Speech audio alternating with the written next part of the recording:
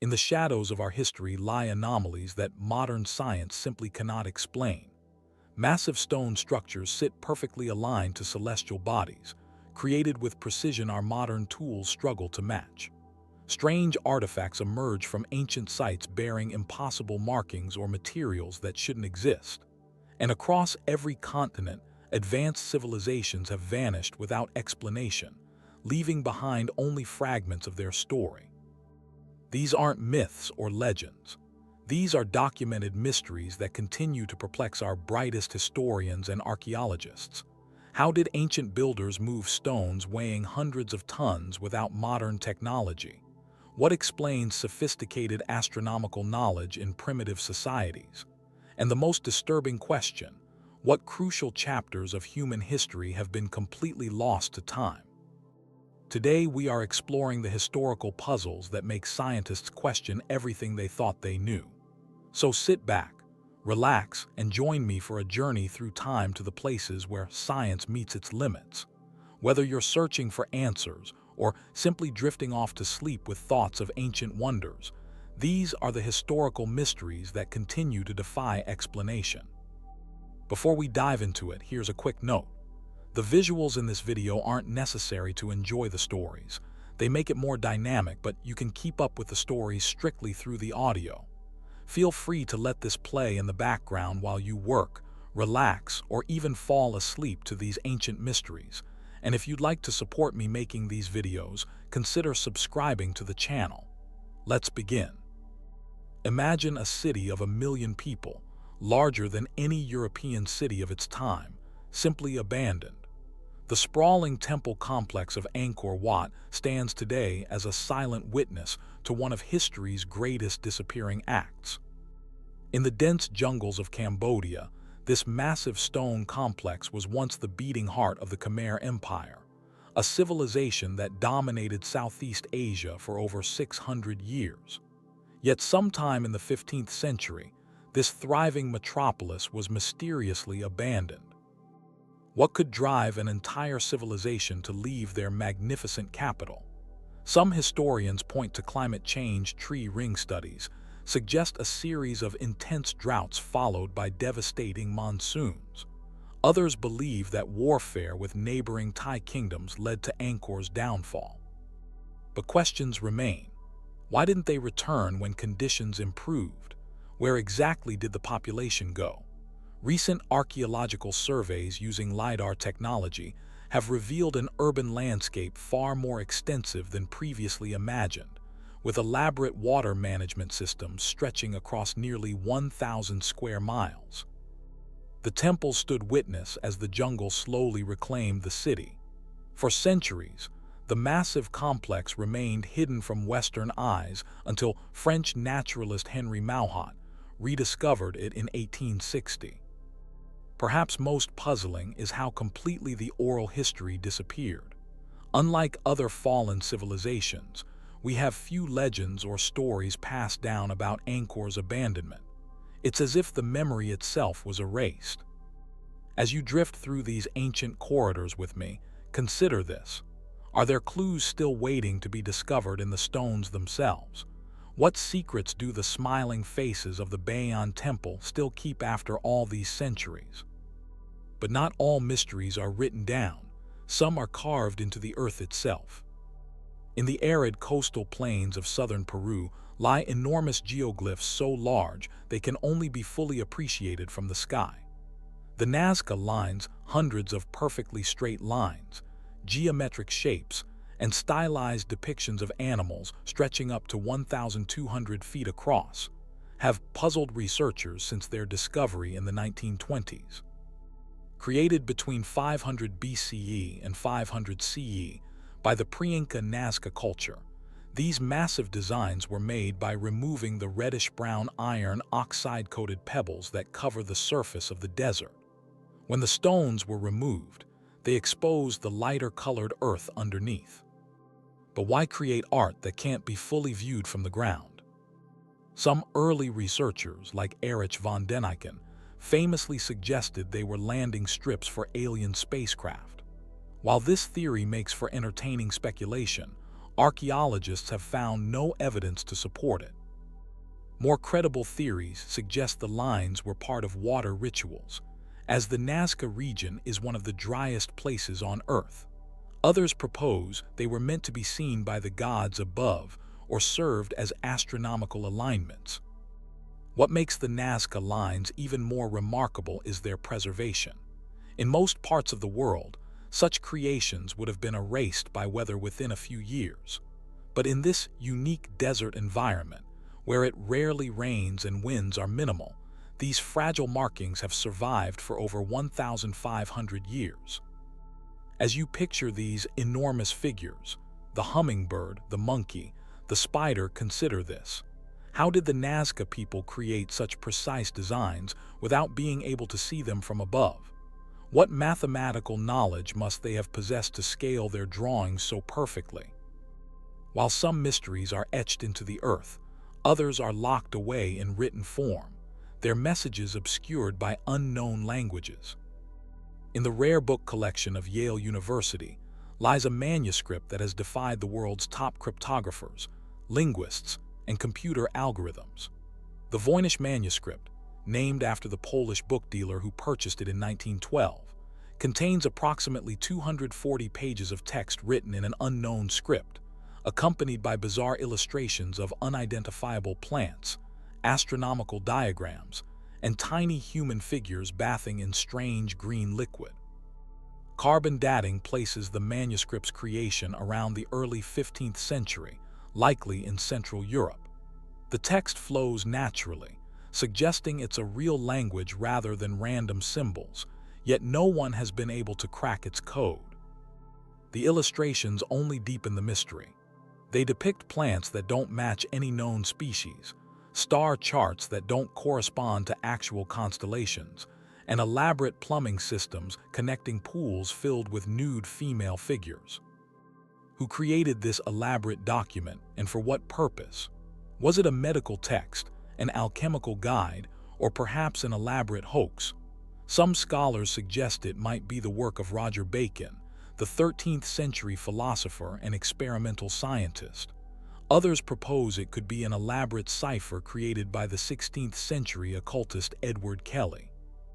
In 2019, researchers using artificial intelligence suggested the text might be encoded Hebrew, while others have proposed it could be a form of Proto-Romance language. Yet no translation has proven convincing to the majority of scholars. As you contemplate this perplexing manuscript, consider that its value on the black market would be astronomical. Yet no convincing modern forgery explanation has emerged either. What secrets lie within these incomprehensible pages?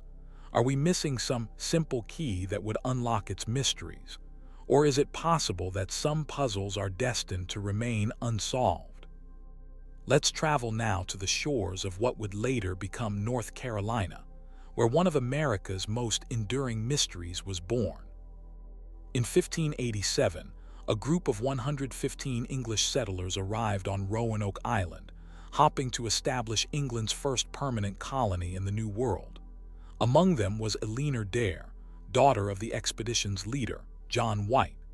Shortly after their arrival, Eleanor gave birth to Virginia Dare, the first English child born in the Americas. Running low on supplies, White reluctantly sailed back to England for provisions, planning to return within months. But a naval war with Spain prevented his immediate return. When he finally made it back to Roanoke in 1593 years later, he found the settlement completely deserted. There were no signs of struggle or violence, no graves, no message. The only clue was the word CROATOAN carved into a fence post and CRO etched into a tree. Before leaving, White had instructed the colonists to carve a Maltese cross if they were forced to leave under duress. No such cross was found. What happened to these 115 men, women, and children? Some theories suggest they integrated with local Native American tribes, either the friendly Croatoan on nearby Hatteras Island or perhaps the Chesapeake tribe. Others believe they may have attempted to relocate to the Chesapeake Bay area, their original destination, only to meet with disaster along the way. Archaeological excavations have found European artifacts at Native American sites on Hatteras Island, supporting the theory of assimilation. Recent DNA studies have also attempted to find genetic evidence among local populations. Yet definitive proof of their fate remains elusive. As late as 1937, a tourist claimed to have found stones inscribed by Eleanor Dare recounting the colonists' journey inland, though these were later proven to be forgeries. As you ponder this American mystery, consider the courage it took for these families to sail across an ocean to an unknown land, and the tragic irony that their true story has been lost to history, while their disappearance has become legendary.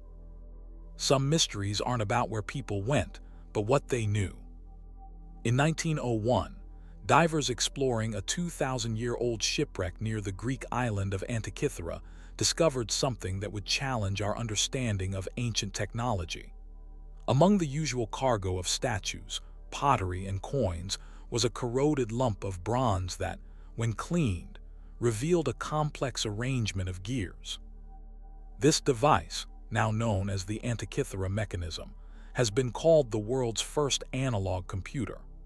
Dating to approximately 100 BCE, it contains at least 30 intricately designed bronze gears housed in a wooden case the size of a shoebox.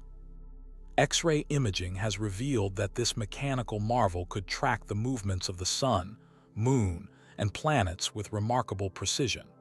It could predict eclipses, displayed the dates of the Olympic Games, and even accounted for the irregular orbit of the moon using advanced mathematical principles. The level of engineering sophistication found in this device wouldn't be seen again in Europe for another 1,500 years. Who created this incredible instrument? The leading theory points to the astronomer Hipparchus or his school on the island of Rhodes, known in antiquity for its mechanical prowess. But we have no historical records mentioning such a device, despite its revolutionary nature. Perhaps most perplexing is what this single artifact suggests about ancient technological knowledge. If one such device existed, surely others did too. What other mechanical wonders might have been lost to time? And how much advanced knowledge disappeared during the ancient world's transition to the Middle Ages? But the Antikythera mechanism isn't the only artifact that suggests ancient technological knowledge far beyond what conventional history tells us.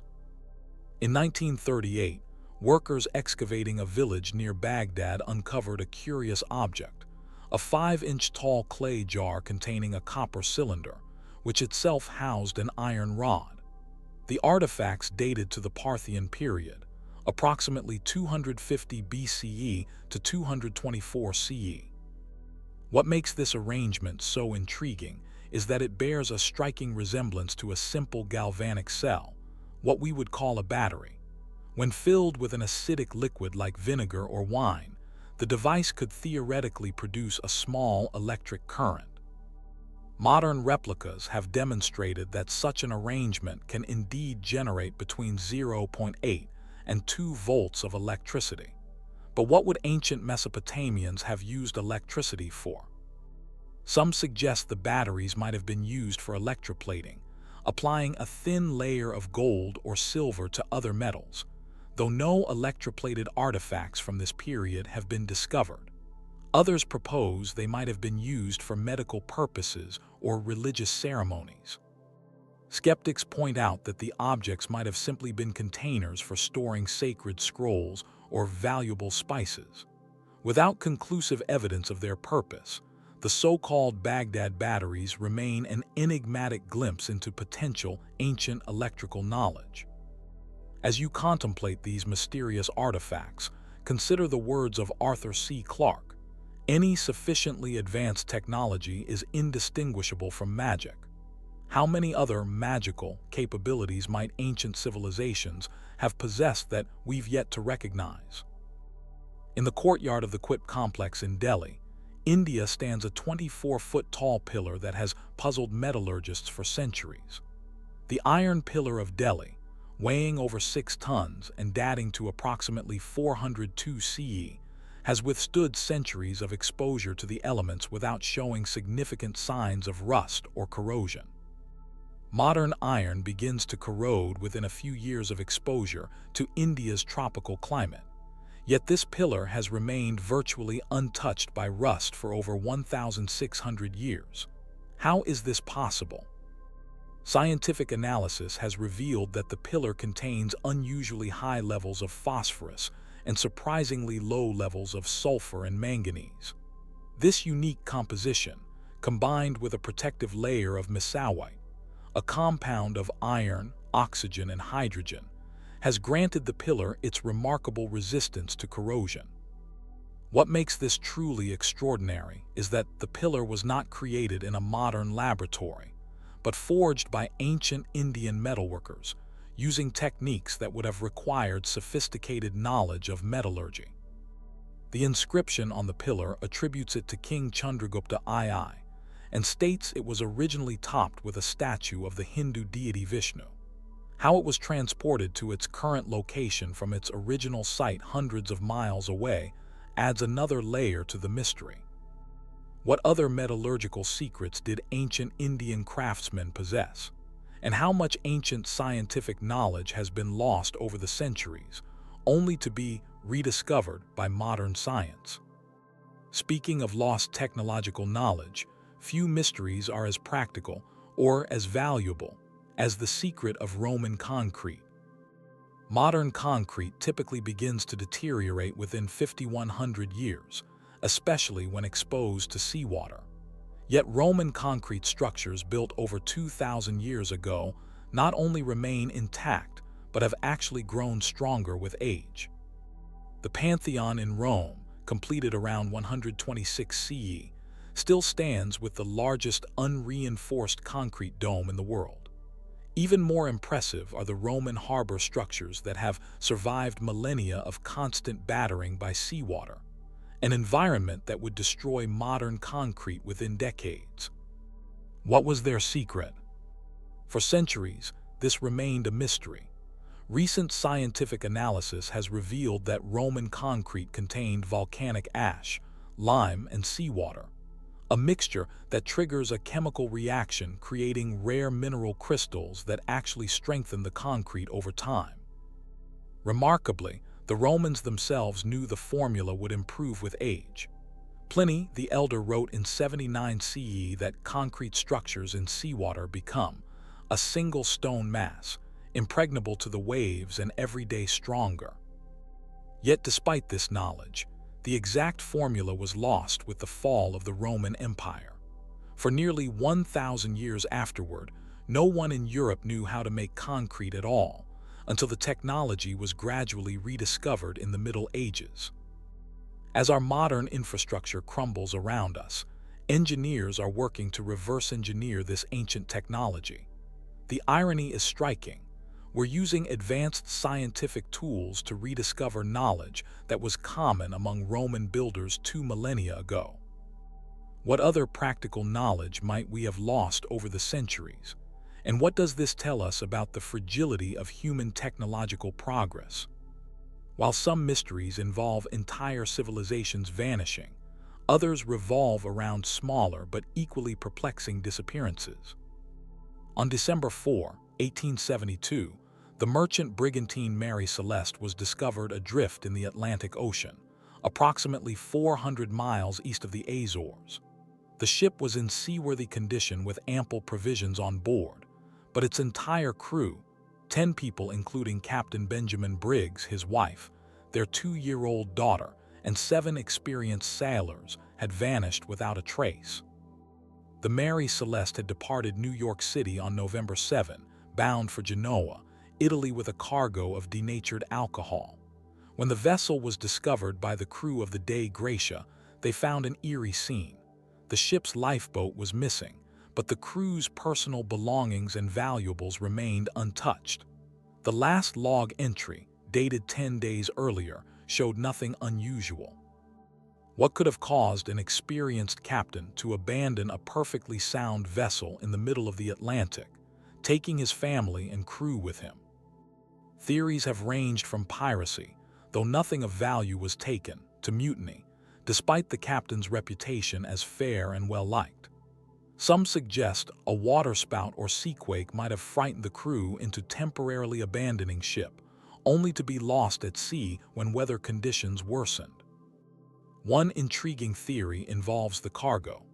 9 of the 1,701 barrels of alcohol were later found empty. Could alcohol fumes have leaked and briefly created an explosion risk? Might this explain why the crew left in a hurry but intended to return once the danger passed? We'll likely never know for certain. The Mary Celeste continued sailing under different owners for 12 years before being deliberately wrecked off Haiti in an insurance fraud scheme, perhaps a fittingly mysterious end for a ship with such a haunting history. From one maritime mystery to another, we journey now to a remote island in the Outer Hebrides of Scotland. On December 26, 1900, the relief vessel Hesperus arrived at Flannan Isle to bring supplies and rotate staff at the lighthouse. What they found was profoundly disturbing. The lighthouse was completely deserted. All 3 keepers, Thomas Marshall, James Duckett, and Donald MacArthur, had vanished without a trace. The scene was puzzling. The entrance gate and door to the lighthouse were closed, the clocks had stopped, and a half-eaten meal sat on the table as if abandoned in the middle of dinner. 2 sets of oilskin raincoats were missing, suggesting 2 keepers had gone outside, while regulations strictly required 1 keeper to remain in the lighthouse at all times. The last entry in the lighthouse log, dated December 15, described severe winds and all 3 men being stricken with grief, an unusual choice of words that has fueled speculation ever since. What happened to these experienced lighthouse keepers? The official investigation concluded they were likely swept away by a powerful wave while attempting to secure equipment during a severe storm. Evidence of damage to equipment on the western landing platform supported this theory. Yet questions remain. Why would the experienced superintendent, Duckett, allow all 3 men to leave the lighthouse simultaneously, violating their most fundamental safety protocol? And what explained the untouched meal and stopped clocks? Alternative theories have ranged from murder-suicide triggered by isolation and mental breakdown, to foreign agents capturing the men for unknown reasons, to the intervention of supernatural forces. A theory popularized by Wilfred Wilson Gibson's famous poem about the incident. Like many mysteries of the sea, the truth likely lies beneath the waves, forever beyond our reach. Sometimes, mysteries begin with a disappearance, but continue long after the fate of those involved is discovered. In 1845, Sir John Franklin led 2 ships, HMS Erebus and HMS Terror, on an expedition to navigate the final section of the Northwest Passage through the Arctic. The crews totaled 129 men, and the ships were the most technologically advanced vessels of their day, even featuring early steam engines and heating systems. After leaving England, the ships were last seen by European whalers in Baffin Bay in July 1845. Then they simply vanished. Over the next decade, dozens of search parties were sent to find Franklin and his men. What they discovered were fragmentary clues, cairns with cryptic notes, scattered equipment, and eventually, human remains that told a grim story of the expedition's fate. The final message, found in a cairn on King William Island and dated April 25, 1848, stated that the ships had been trapped in ice since September 1846. Franklin had died in June 1847, and the surviving crew had abandoned the vessels, attempting to reach safety on foot. None survived. But the mystery didn't end with their deaths. Subsequent investigations revealed evidence suggesting that the final survivors had resorted to cannibalism, a finding that scandalized Victorian England. Even more puzzling was why such a well-equipped expedition had failed so catastrophically. Recent studies have suggested contributing factors. Lead poisoning from poorly soldered food cans, botulism, zinc deficiency, and tuberculosis might have impaired the crew's judgment and physical capabilities. The mystery deepened in modern times.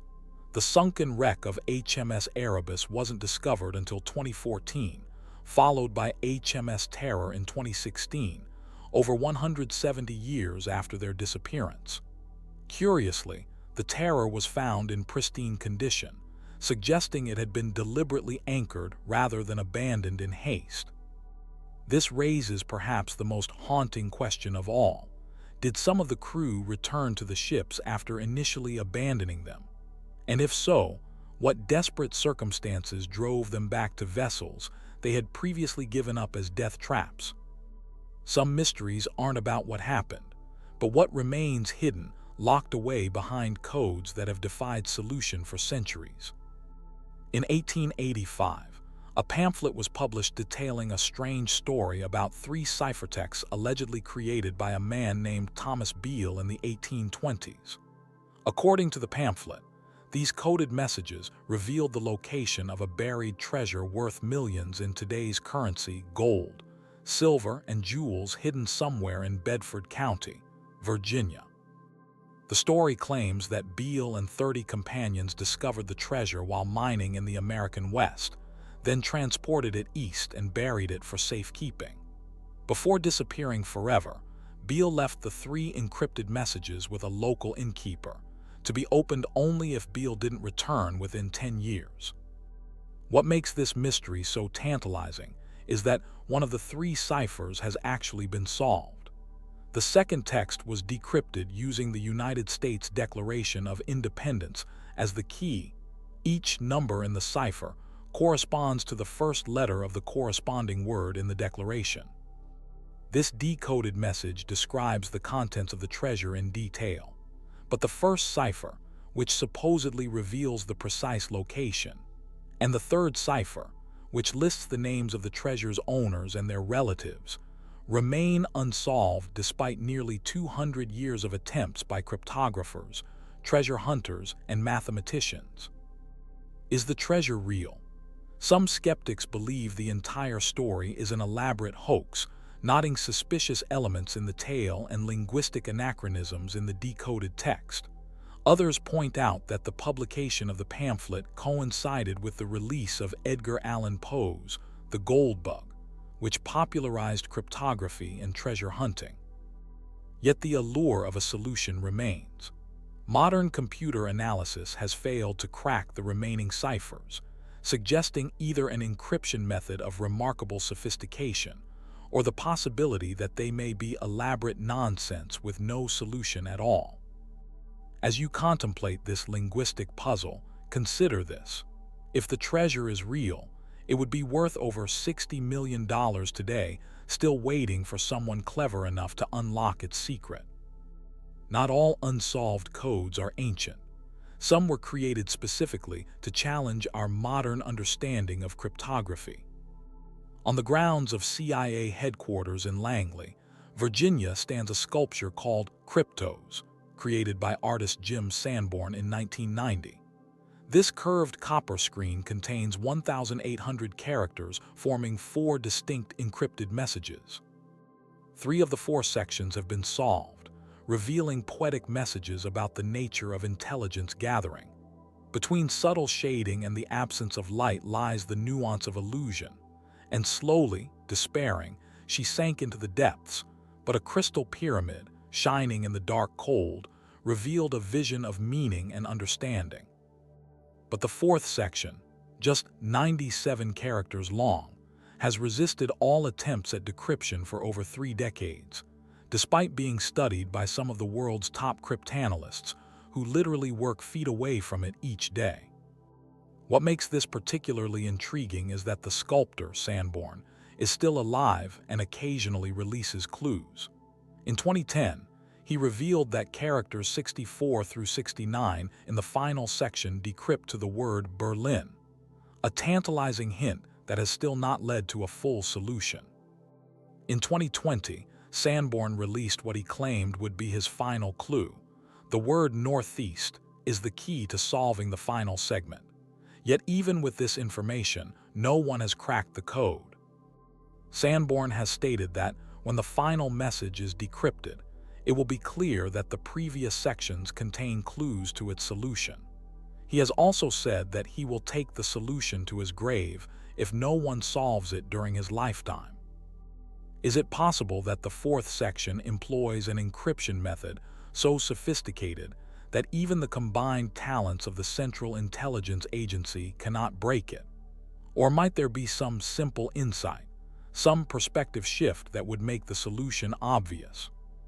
Some encrypted messages carry darker implications than buried treasure or artistic challenges. Between 1968 and 1969, a serial killer terrorized the San Francisco Bay Area, murdering at least 5 people and possibly many more. The perpetrator, who called himself Zodiac, sent taunting letters to local newspapers, including 4 ciphers purported to contain his identity. The first cipher, sent to 3 different newspapers in July 1969, was solved by a high school teacher and his wife within a week. Its disturbing message read in part, "I like killing people because it is so much fun." But 3 additional ciphers remained unsolved for decades. The 340-character cipher sent in November 1969 was finally cracked in December 2020 by an international team of amateur codebreakers using specialized software. Its message was similarly chilling, but revealed no identifiable information about the killer. 2 shorter ciphers, one containing 13 symbols and another with 32 characters, still remain unsolved. The 13-symbol cipher allegedly reveals the killer's name, making it perhaps the most tantalizing unsolved code in criminal history. What makes the Zodiac ciphers particularly challenging is their inconsistency. Unlike military or diplomatic codes, which follow strict mathematical principles, the Zodiac ciphers appear to mix different encryption techniques, sometimes including deliberate errors or nonsense characters. The case remains officially unsolved, though numerous suspects have been proposed over the years. Could the solution to these final ciphers finally reveal the identity of one of America's most notorious uncaught killers? Or are they, as some cryptographers suspect, impossible puzzles designed to perpetuate the Zodiac's notoriety while revealing nothing? In the ancient granite quarries of Aswan, Egypt lies a monument that raises profound questions about the technological capabilities of ancient civilizations. The unfinished obelisk would have been the largest ever erected in Egypt, standing nearly 137 feet tall and weighing approximately 1,200 tons. That's about the weight of 200 African elephants. Commissioned by Queen Hatshepsut around 1450 BCE, it was abandoned when cracks appeared in the granite. But what makes this monument so mysterious isn't its size. It's what it reveals about ancient Egyptian quarrying and construction techniques. The obelisk remains attached to the bedrock, providing archaeologists with unprecedented insight into how these massive monuments were created. Marks visible around the excavation show that workers used dolerite balls, a stone slightly harder than granite, to pound the rock, gradually shaping the obelisk. Yet significant questions remain. How would the Egyptians have extracted this enormous monolith from the quarry without modern machinery? How would they have transported it hundreds of miles to its intended location? And how would they have erected it without cranes? Some engineering estimates suggest that raising such an obelisk would have required the coordinated effort of over 1,200 workers. Others propose that elaborate systems of ramps, levers, and counterweights might have been used. Perhaps most remarkably, the precision of the cuts visible on the unfinished obelisk suggests a level of technical skill and planning that challenges our understanding of ancient capabilities. The surfaces are worked to a remarkable flatness, and the angles are maintained with extraordinary consistency throughout the monument's length. As you contemplate this sleeping giant, consider that even with our modern technology, creating and erecting such a monument would represent a significant engineering challenge today. From Egypt, we travel to the arid southern coast of Peru, where one of archaeology's most controversial discoveries continues to perplex researchers. In 1928, Peruvian archaeologist Julio Tello excavated a massive graveyard in the Paracas Peninsula, uncovering over 300 elongated skulls dating to approximately 3,000 years ago. Unlike other examples of artificial cranial deformation found worldwide, the Paracas skulls exhibit several anomalous features.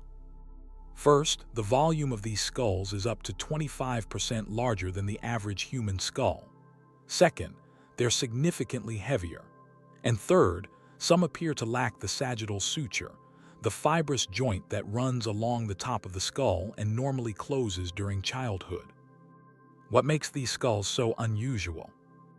The conventional archaeological explanation is that they represent an extreme form of artificial cranial modification, a practice documented in cultures worldwide where infants' heads are bound to create an elongated shape as they grow. The absence of the sagittal suture is explained as the result of this binding process, which closed the suture prematurely. However, some researchers have proposed more controversial theories. In 2014, genetic analysis of some skull samples reportedly found DNA with mutations unknown in any human, primate, or animal yet identified. These findings have not been replicated by mainstream scientific institutions, leading to significant debate about their validity. Adding to the mystery, the Paracas people themselves left no written records explaining why they practiced such extreme cranial modification. Was it purely aesthetic? Did it denote social status? Or did it serve some religious or cultural purpose now lost to time? As you consider these enigmatic remains, remember that the human story is far more complex and nuanced than our history books often suggest. In the barren hills of southeastern Turkey lies a site that has forced archaeologists to reconsider the timeline of human civilization itself. Göbekli Tepe consists of massive stone pillars arranged in rings, many adorned with intricate carvings of dangerous animals and abstract symbols. What makes this site revolutionary is its age. Radiocarbon dating places its construction around 9500 BCE, making it over 11,000 years old. This predates Stonehenge by 6,000 years and the Egyptian pyramids by 7,000 years. Perhaps more significantly, it predates agriculture and settled human communities in the region. The conventional narrative of human development held that people first settled in agricultural communities, developed specialized labor and social hierarchies, and only then had the resources and organization to create monumental architecture. Göbekli Tepe inverts this timeline. These hunter-gatherers somehow coordinated their efforts to quarry, transport, and arrange stone pillars weighing up to 20 tons without the benefit of wheels, domesticated animals, or metal tools. Even more puzzling, after using the site for approximately 1,500 years, the builders deliberately buried it under thousands of tons of debris. Why create such a monumental site only to intentionally hide it? The purpose of Göbekli Tepe remains unclear. The discoverer, Klaus Schmidt, believed it functioned as a temple or ritual center. Others have suggested it might have been an observatory, a political center, or even a massive memorial to the dead. The carvings themselves add another layer of mystery. They depict dangerous animals like lions, bulls, and scorpions, rather than the game animals these people hunted for food. Some pillars bear abstract symbols that might represent the earliest known proto-writing system. As you contemplate this ancient site, consider how it challenges our understanding of what early humans were capable of. What other assumptions about our past might need to be reconsidered in light of such discoveries? While some archaeological mysteries challenge our timeline of civilization, others raise questions about lost technological capabilities. Near the town of Xi'an Beicun in China's Zhejiang province lie the Longyu Caves, an intricate system of 24 artificial caverns carved entirely by human hands. Accidentally discovered by local villagers in 1992, these massive underground chambers have baffled archaeologists ever since. The caves cover over 30,000 square meters and would have required the removal of nearly 1 million cubic meters of rock, all without leaving any historical record of their creation. Dating to approximately 2,000 years ago, during the Qin dynasty, the caves feature perfectly level floors, evenly spaced supporting pillars, and walls covered with uniform chisel marks that spiral in a deliberate pattern. Remarkably, the different caves maintain a consistent style and standard despite their enormous size, suggesting a level of planning and coordination that would be challenging even with modern technology. No ancient tools have been found at the site, nor any inscriptions explaining their purpose. Even more puzzling, local historical records make no mention of them, despite the immense labor their creation would have required. Who created these enormous underground chambers, and why? Some researchers suggest they might have been used for storage or as military installations. Others propose they served a ceremonial purpose now lost to history. Perhaps most perplexing is how the ancient builders worked in perfect darkness while maintaining such precision. The chisel marks are uniform in depth and angle throughout the caves, indicating incredibly consistent technique despite the challenging working conditions. As you visualize these silent chambers, consider what other monumental works might lie undiscovered beneath our feet, waiting to challenge our understanding of ancient capabilities. Some mysteries revolve not around what was found, but what continues to elude us. In 1925, British explorer Percy Fawcett ventured into the Amazon rainforest searching for an ancient city he called Z, a lost civilization he believed flourished in the jungle interior. Accompanied by his son Jack and Jack's friend Raleigh Rymel, Fawcett sent back regular dispatches of their progress. Then, on May 29, 1925, after sending a final letter to his wife stating they were crossing the upper Xingu River, the three men vanished without a trace. Over the subsequent decades, dozens of expeditions tried to determine their fate and locate the mythical city. Some searchers disappeared themselves. Others returned with tales of hostile tribes and evidence suggesting Fawcett and his companions had been killed. But the mystery extends beyond the fate of these explorers. Was there any basis for Fawcett's belief in an advanced Amazonian civilization? For most of the 20th century, archaeologists dismissed the idea, pointing to the poor tropical soils that couldn't support large populations. The Amazon was viewed as a counterfeit paradise, where only small nomadic tribes could survive. Yet recent archaeological discoveries have vindicated aspects of Fawcett's theories. Satellite imagery and ground surveys have revealed hundreds of large geometric earthworks called geoglyphs throughout the Amazon basin, many hidden beneath the forest canopy for centuries. In 2018, researchers using LIDAR technology discovered evidence of a vast network of urban settlements connected by roadways in the Llanos de Moxos region of Bolivia. These cities, dating between 500 and 1400 CE, featured raised causeways, canal systems, reservoirs, and monumental earthworks, all hidden beneath the jungle for centuries. While these discoveries don't exactly match Fawcett's description of Z as a stone city with advanced technology, they confirm his core insight. The Amazon once supported complex societies far more sophisticated than previously believed. What other lost civilizations might still be hidden beneath the vast canopy of the world's largest rainforest? And might Fawcett, despite his disappearance, have been right all along? Some lost cities aren't hidden in jungles but beneath the waves. According to ancient Tamil texts, the port city of Mahabalipuram in southeastern India once boasted 7 magnificent temples that shone like the sun. Today, only one shore temple remains standing.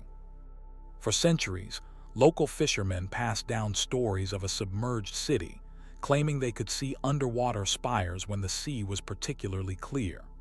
Scholars dismissed these as mere legends, until the devastating Indian Ocean tsunami of 2004 temporarily pulled back the waters, revealing previously hidden structures along the shore. Subsequent underwater investigations by India's National Institute of Oceanography discovered a 10-square-kilometer complex of man-made structures submerged about 5-8 meters beneath the sea. These included walls, steps, scattered stone blocks with carvings, and even what appears to be a temple floor with multiple carved pillars. The remains date to approximately the 7th century CE, corresponding to the known period of the Pallava dynasty that ruled the region. But what caused this thriving port city to sink beneath the waves? Some researchers suggest a gradual rise in sea levels, while others propose a catastrophic event like a cyclone or tsunami similar to the one that revealed their existence. Ancient Tamil literature contains references to a great flood that submerged the original city, lending credence to the sudden catastrophe theory. What makes Mahabalipuram particularly intriguing is how it blurs the line between legend and history. The local folklore that scholars once dismissed as mythological has proven to contain kernels of historical truth, a pattern we see repeated with many ancient myths worldwide. As you imagine these silent temples beneath the shifting sea, consider how many other legends might contain forgotten historical truths, waiting for the right moment or technology to be rediscovered. No discussion of legendary lost locations would be complete without addressing the most famous lost civilization of all, Atlantis.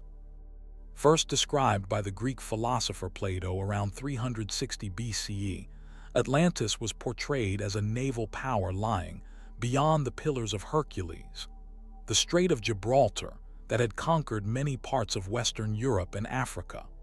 According to Plato, the city sank into the sea in a single day and night of misfortune, disappearing beneath the waves. For centuries, scholars debated whether Plato intended the story as historical account or philosophical allegory.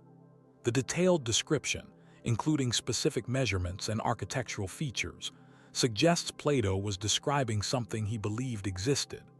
Yet many elements of the story seem fantastical, from the concentric rings of land and water to the buildings made with red, white, and black stone. Countless locations have been proposed as the real Atlantis from Santorini, destroyed by a massive volcanic eruption around 1600 BCE, to the Spanish marshland of Diana, from the Caribbean to Antarctica. Each theory addresses some aspects of Plato's description while failing to match others. Recent archaeological discoveries have shown that catastrophic floods and sudden submergence of coastal settlements were not uncommon in the ancient Mediterranean. The discovery of Pavloptri off the coast of southern Greece, a Bronze Age city submerged by earthquake around 1000 BCE, demonstrates that entire communities could indeed disappear beneath the waves. Whether Atlantis was based on a specific historical city or represented a composite of several destroyed civilizations remains debated. But perhaps the more interesting question is why this particular legend has captured human imagination so thoroughly for over 2 millennia. What does our continuing fascination with Atlantis reveal about our own relationship with the past and our fears about the fragility of civilization? Sometimes, lost locations aren't mythical. They're historically documented places that have somehow vanished from our geographic knowledge. Ancient Egyptian texts from as early as 2500 BCE describe a land called Punt, a trading partner that provided gold, aromatic resins, particularly frankincense and myrrh, exotic animals, and ebony. The most famous expedition to Punt was launched by Queen Hatshepsut around 1478 BCE and depicted in detailed relief carvings on her mortuary temple at Deir el-Bahari. These carvings show the landscape, dwellings, and people of Punt in remarkable detail. They depict a land with stilt houses, exotic wildlife including giraffes and baboons, and a queen with a notably curved spine and obesity, potentially evidence of steatopygia, a physical characteristic associated with some East African populations. Yet despite these detailed records spanning over 1,000 years of Egyptian history, modern scholars cannot definitively identify where Punt was located. The leading theories place Punt somewhere along the Red Sea coast, with candidates including Somalia, Eritrea, Sudan, and even parts of the Arabian Peninsula. The presence of certain flora and fauna in the Egyptian depictions has narrowed the search, but no single location matches all the criteria. Perhaps Punt wasn't a single location, but a trading network spanning multiple regions. Or maybe geological and climate changes over 3 millennia have so altered the landscape that the Punt of Egyptian records is simply unrecognizable today. What makes Punt particularly fascinating is that, unlike mythical locations like Atlantis, we have concrete evidence it existed, from Egyptian temple inscriptions to actual artifacts brought back from expeditions, some of which survive in museums today. Yet this real place has become as elusive as any legend. As you ponder this ancient mystery, consider how a place so well documented could simply vanish from human knowledge, and what that suggests about the fragility of our geographic understanding across millennia. High in the Andean mountains overlooking the ancient Inca capital of Cusco lies one of archaeology's most perplexing structures, the fortress of Sacsayhuaman. Built from massive limestone blocks, some weighing over 200 tons, this zigzagging wall complex stretches nearly 400 meters in length. What makes Sacsayhuaman truly remarkable is the precision of its construction. The massive stones fit together so perfectly that not even a piece of paper can be inserted between them, despite their irregular, jigsaw-like shapes. The conventional explanation attributes the fortress to the Inca Empire, constructed around the 15th century CE. Yet several aspects of Sacsayhuaman challenge this narrative. First, the sheer size of the blocks, the largest weighing as much as 200 tons, would have been extraordinarily difficult to transport up steep mountain slopes without wheels or draft animals. The Inca had neither. Second, the precision of the stonework exceeds what the Inca are known to have achieved elsewhere.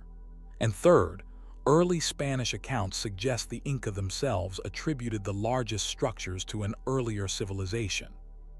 Modern experiments have demonstrated that with enough labor power, such blocks could theoretically be moved using rollers and ramps.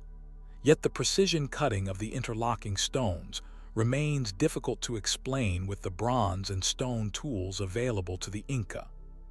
Some researchers have proposed that the Inca might have used techniques now lost to us, perhaps employing certain plant extracts to temporarily soften stone, though no scientific evidence supports this theory.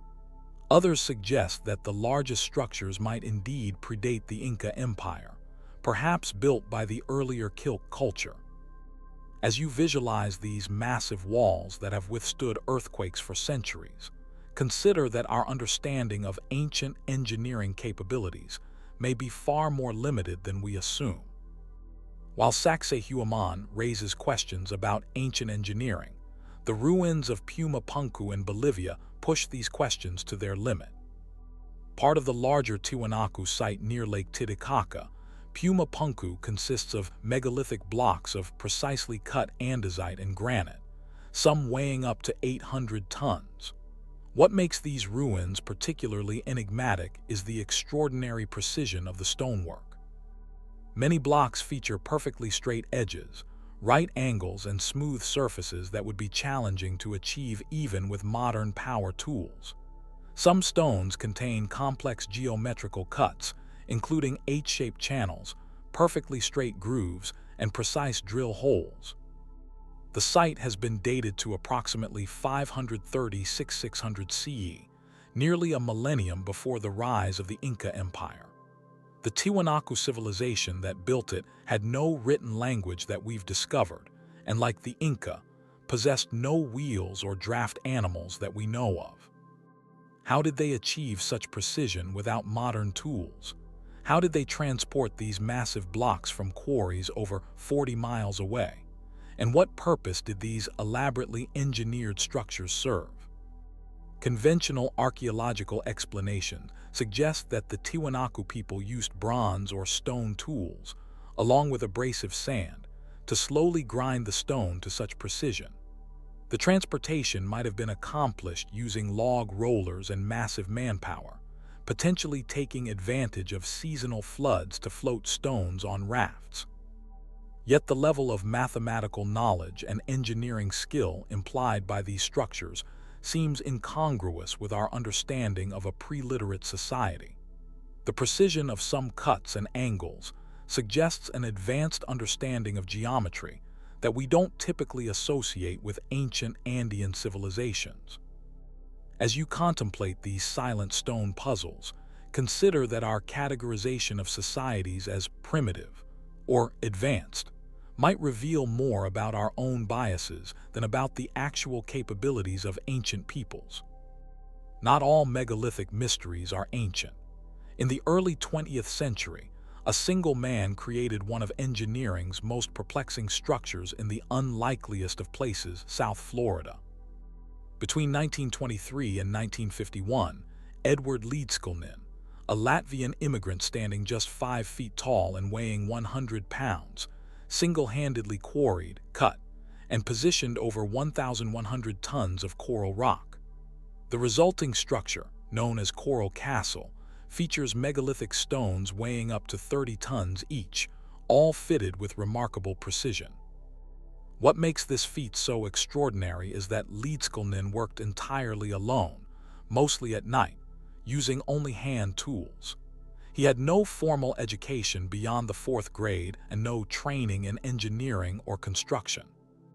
Among the more remarkable features are a 9-ton gate balanced so perfectly it can be opened with a finger's touch, astronomical alignments including a 30-ton telescope, and various furniture pieces carved from solid coral rock including beds, tables, and rocking chairs.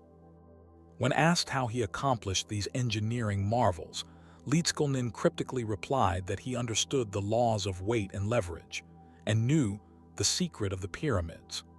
He claimed to have discovered principles of magnetism that allowed him to manipulate gravity, referring to a mysterious flywheel device that some believe might have been an anti-gravity machine. Skeptics point out that Leedskalnin was occasionally observed using block and tackle systems with chains and pulleys, conventional, if impressive, engineering techniques. Yet the precision of his work and the massive scale of some components continue to defy simple explanation. Perhaps most intriguing is Leedskalnin's motivation. He dedicated the castle to a woman named Agnes Scuffs, who had broken their engagement in Latvia when he was 26. The entire complex, he said, was built as a testament to his lost love. As you contemplate this 20th century mystery, consider that extraordinary human achievements often arise from the most personal of motivations. Not all historical mysteries involve lost civilizations or ancient technologies. Some revolve around inexplicable human behaviors that briefly dominated communities before disappearing just as mysteriously. In July 1518, in the city of Strasbourg, then part of the Holy Roman Empire, a woman named Frau Trophia stepped into the street and began dancing uncontrollably. Within a week, 34 others had joined her. By August, the dancing plague had affected around 400 people, many of whom danced until they collapsed from exhaustion, some even dying from heart attacks, strokes, or dehydration. Contemporary physicians attributed the phenomenon to hot blood, and recommended more dancing to work through the affliction. The city authorities actually established dedicated dance halls with paid musicians to accommodate the victims.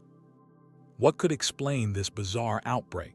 Modern theories range from mass psychogenic illness, a form of social contagion, to ergot poisoning, a fungus that grows on rye and produces LSD-like effects, to religious ecstasy. The historical context provides important clues. The region had suffered years of malnutrition and disease, creating psychological stress that might have manifested in this unusual way. Additionally, St. Vitus, a Catholic saint whose feast was celebrated around that time, was believed to have the power to take over people's minds and inflict a dancing plague as punishment. Remarkably, this wasn't an isolated incident.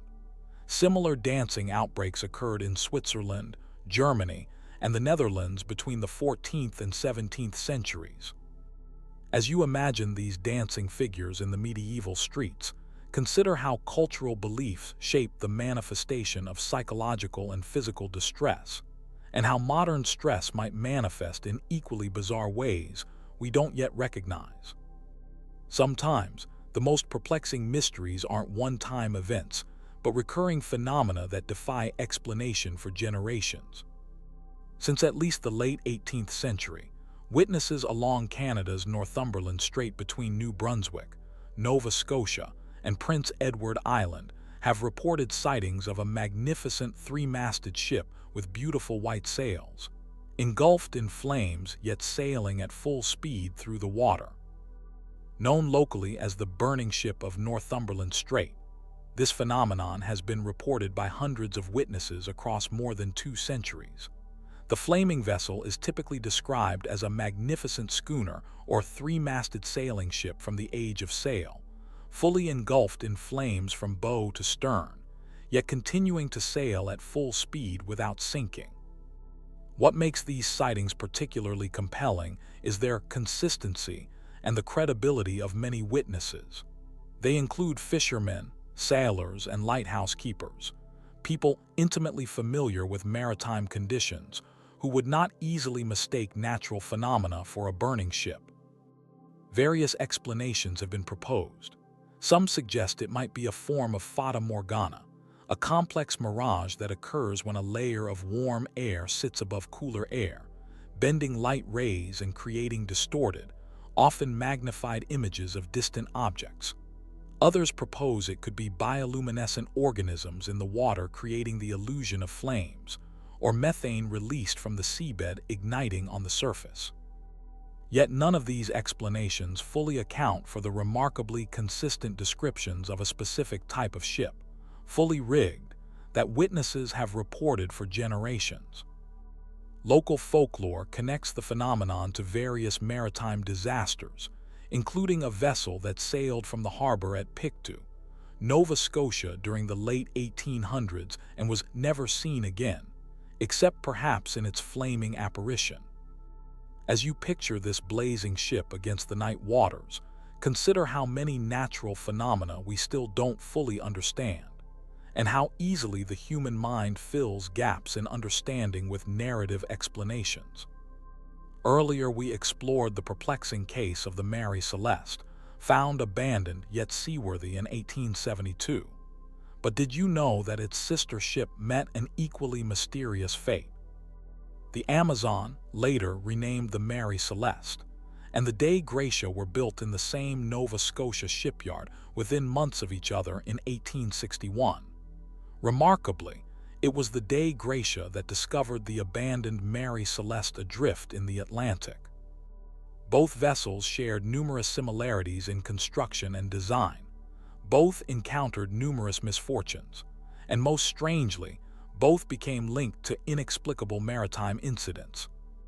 After discovering the Mary Celeste, the Dei Gratia continued its working life as a cargo vessel, but in 1881, it too met with mystery. While sailing off the coast of Africa, the Dei Gratia encountered what appeared to be an abandoned ship. When the crew boarded this vessel, they found the entire crew dead, apparently poisoned by the cargo of copper ore that had contaminated the ship's water supply. two sister ships, built side by side, both becoming involved in maritime mysteries involving abandoned vessels. The coincidence borders on the uncanny. Some sailors came to believe both ships were somehow cursed from their construction. Others suggested that whatever fate befell the crew of the Mary Celeste might have been deliberately covered up by the crew of the Dei Gratia, who then experienced their own maritime tragedy as a form of cosmic justice. While rational explanations exist for both incidents individually, the strange parallel between these sister ships continues to intrigue maritime historians and mystery enthusiasts alike. Some historical mysteries challenge not just our understanding of history, but the very laws of physics as we know them. In a cemetery on the Caribbean island of Barbados lies the Chase family vault, the site of an inexplicable phenomenon that occurred between 1812 and 1820. The vault was first used in 1807 for the burial of Mrs. Thomasina Goddard. In 1808, the vault was purchased by the Chase family, and Mrs. Goddard's coffin remained undisturbed. When the vault was opened in 1812 to inter the body of Mary Ann Chase, everything appeared normal. But when the vault was reopened several months later for the burial of Mary Ann's sister, Dorcas, the family made a disturbing discovery. Mary Ann's coffin had been moved from its original position and was standing upright against the wall. Assuming vandalism, the family returned the coffin to its proper place and had the heavy marble door resealed with cement. Yet when the vault was opened again for the burial of Thomas Chase in 1816, all previously interred coffins were found in disarray, moved from their original positions. This pattern continued with subsequent burials. Each time, the vault would be carefully sealed, only to reveal chaotic rearrangement of coffins when reopened. In 1820, after the burial of Samuel Brewster, the governor of Barbados, Lord Commermere, decided to investigate the matter personally.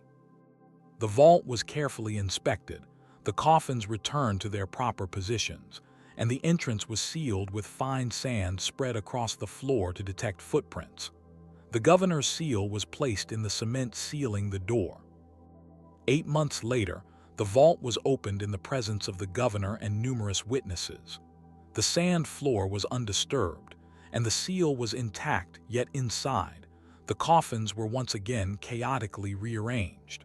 One had even been thrown against the door with such force that it damaged the coffin. Following this incident, the bodies were reburied in separate graves elsewhere, and the vault remains empty to this day. Various explanations have been proposed, from earthquakes and flooding to deliberate hoaxing. Yet the consistent testimony of respected witnesses, including the governor himself, suggests something truly inexplicable occurred in that Caribbean vault 2 centuries ago. Some historical mysteries revolve around texts we can see, but cannot read, manuscripts written in unknown scripts or languages that have defied translation for centuries.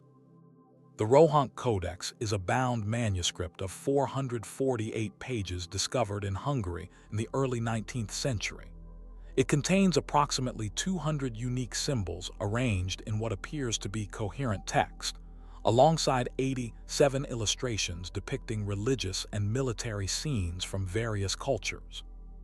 The Codex has been studied by linguists, cryptographers, and historians for nearly 2 centuries, yet no one has been able to definitively identify its language, script, or origin. The illustrations suggest influences from Byzantine, Romanesque, and Middle Eastern artistic traditions, while the text itself has been variously proposed to be Hungarian, Dacian, early Romanian, or even Hindi. What makes the Voynich Codex particularly perplexing is that statistical analysis suggests it has the structural characteristics of a genuine language rather than random symbols. The distribution of characters, repetition patterns, and apparent word lengths all indicate a structured communication system.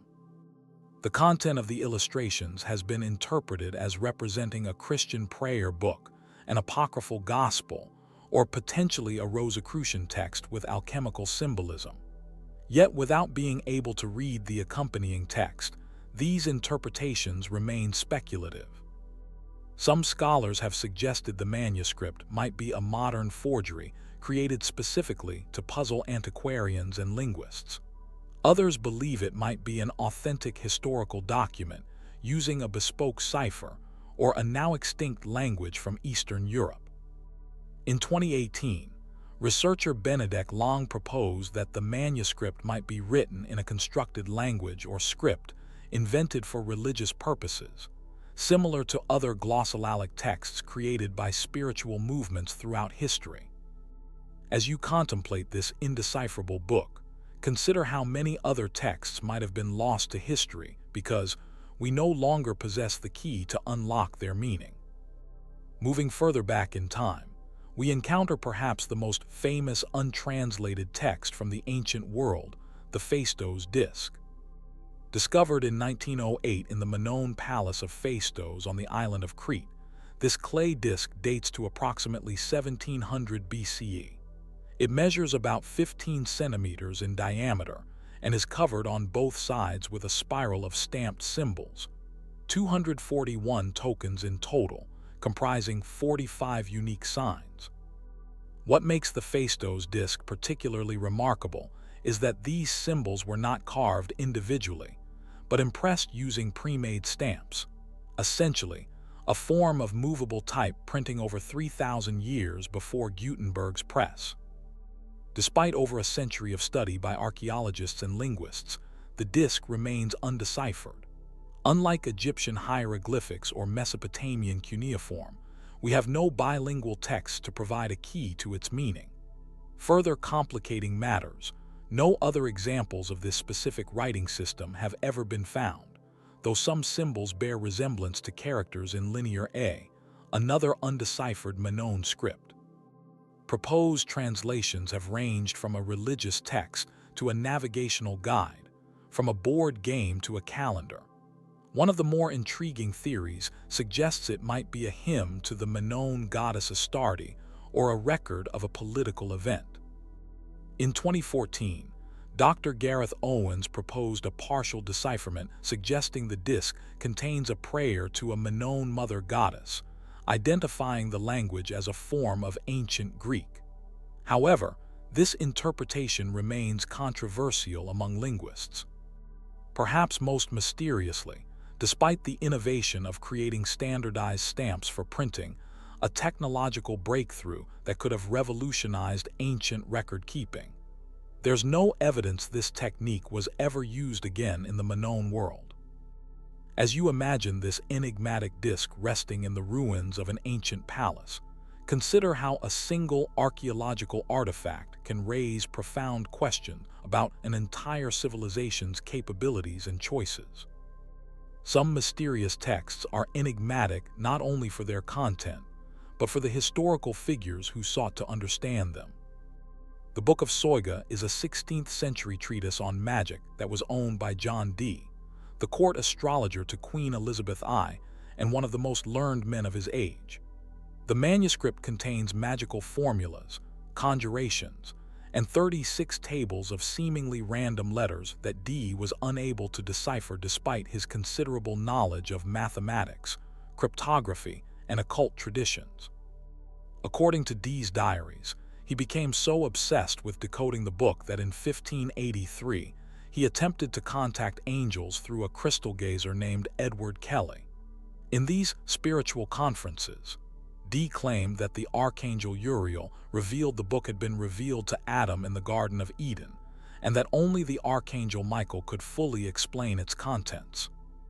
The Book of Soyga subsequently disappeared for over 400 years.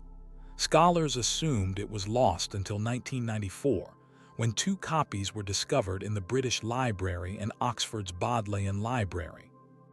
In 2006, mathematician Jim Reeds finally decoded the system behind the mysterious letter tables. Each table was generated by a mathematical algorithm based on the Latin alphabet, essentially an early form of computer program that transformed text through specific rules. Yet even with this breakthrough, the purpose of these tables remains unclear. Were they intended for divination, for generating magic words, or perhaps as a complex form of cryptography to conceal sensitive information?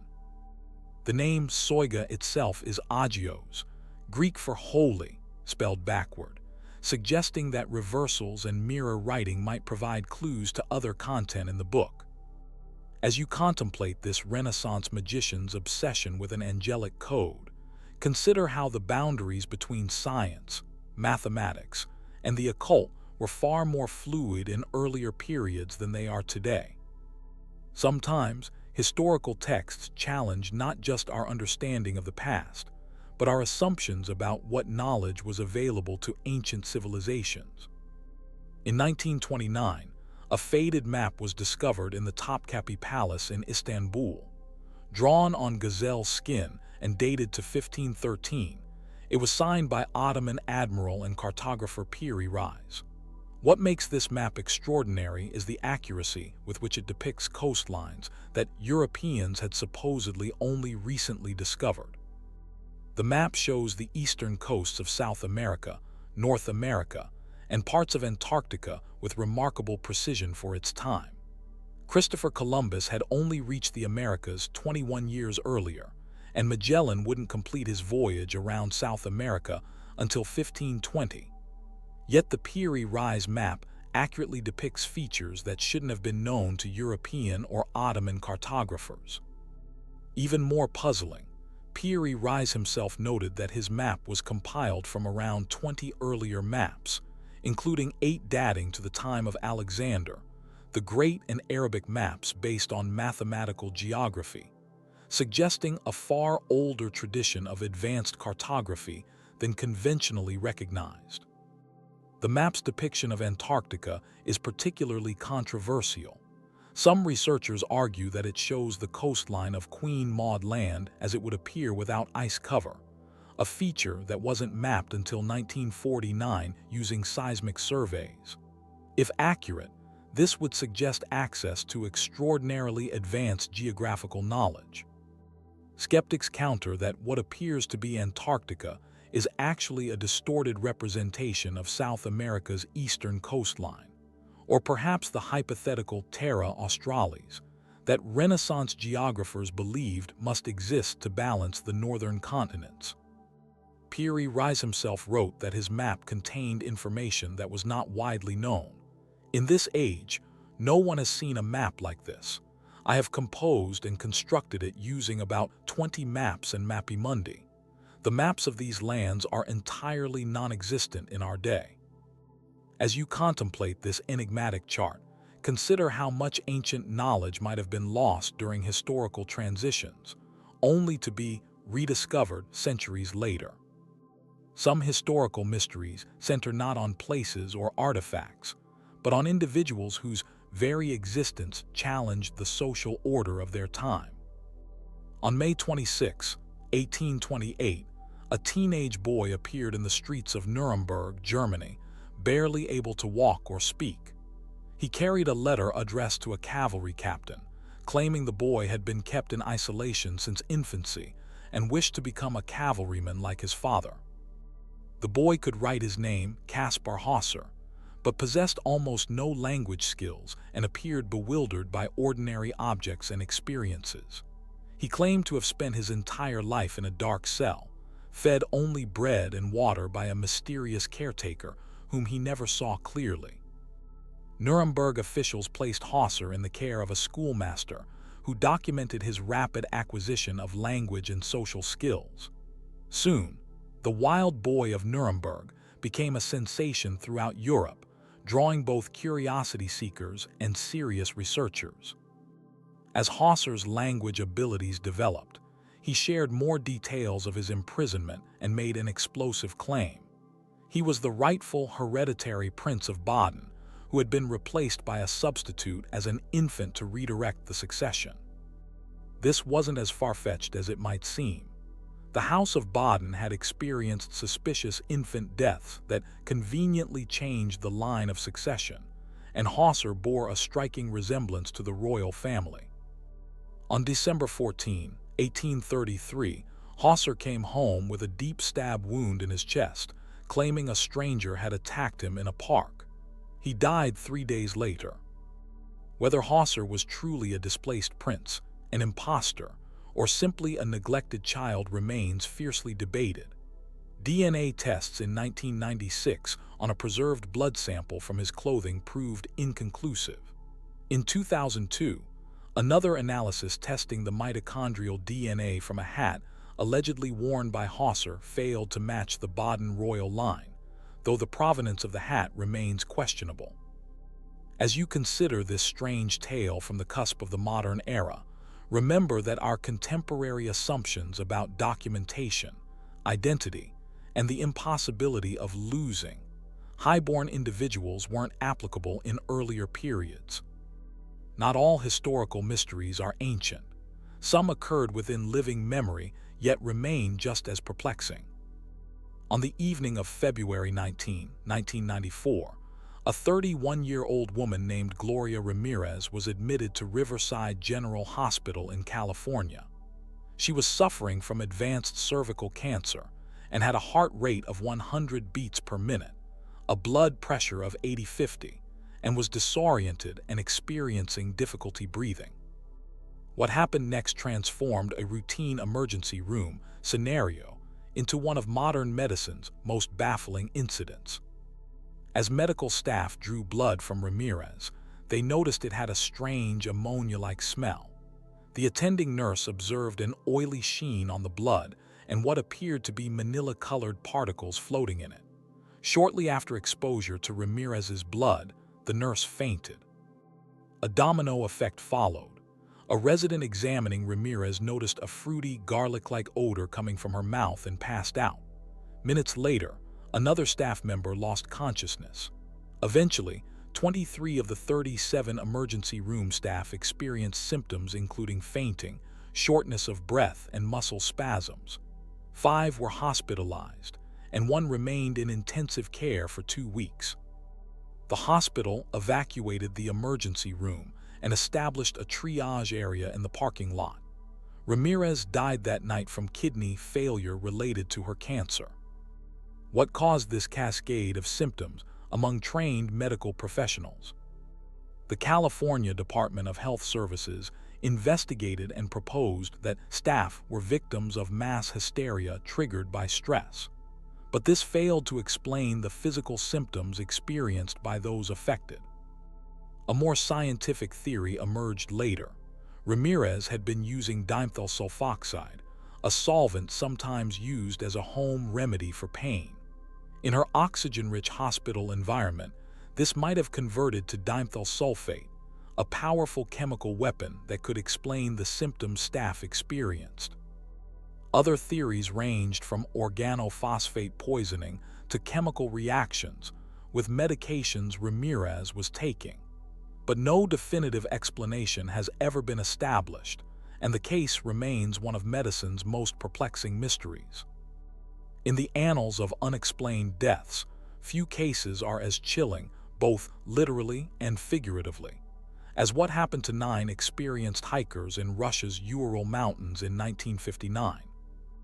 In January of that year, Igor Dyatlov led a group of 8 other experienced ski hikers on an expedition to Otorten Mountain. When they failed to return, a search party discovered their abandoned tent on the slopes of a mountain called Kalet Siakal, which chillingly translates to Dead Mountain in the local Mansi language. What they found defied logical explanation. The tent had been cut open from the inside, with all the group's belongings left behind. Barefoot footprints in the snow led away from the tent for about 500 meters, where the bodies of 2 hikers were found near the remains of a small fire, wearing only underwear despite temperatures of -30 degrees C. 3 more bodies were found between the fire and the tent, positioned as if returning to the camp. The remaining 4 hikers weren't discovered until 2 months later in a ravine, with catastrophic internal injuries but no external trauma except for one missing her tongue and eyes. The Soviet investigators determined the hikers died of a compelling natural force. then closed the case and classified the files. What could have driven 9 experienced winter hikers to flee their tent, inadequately dressed in sub-zero temperatures?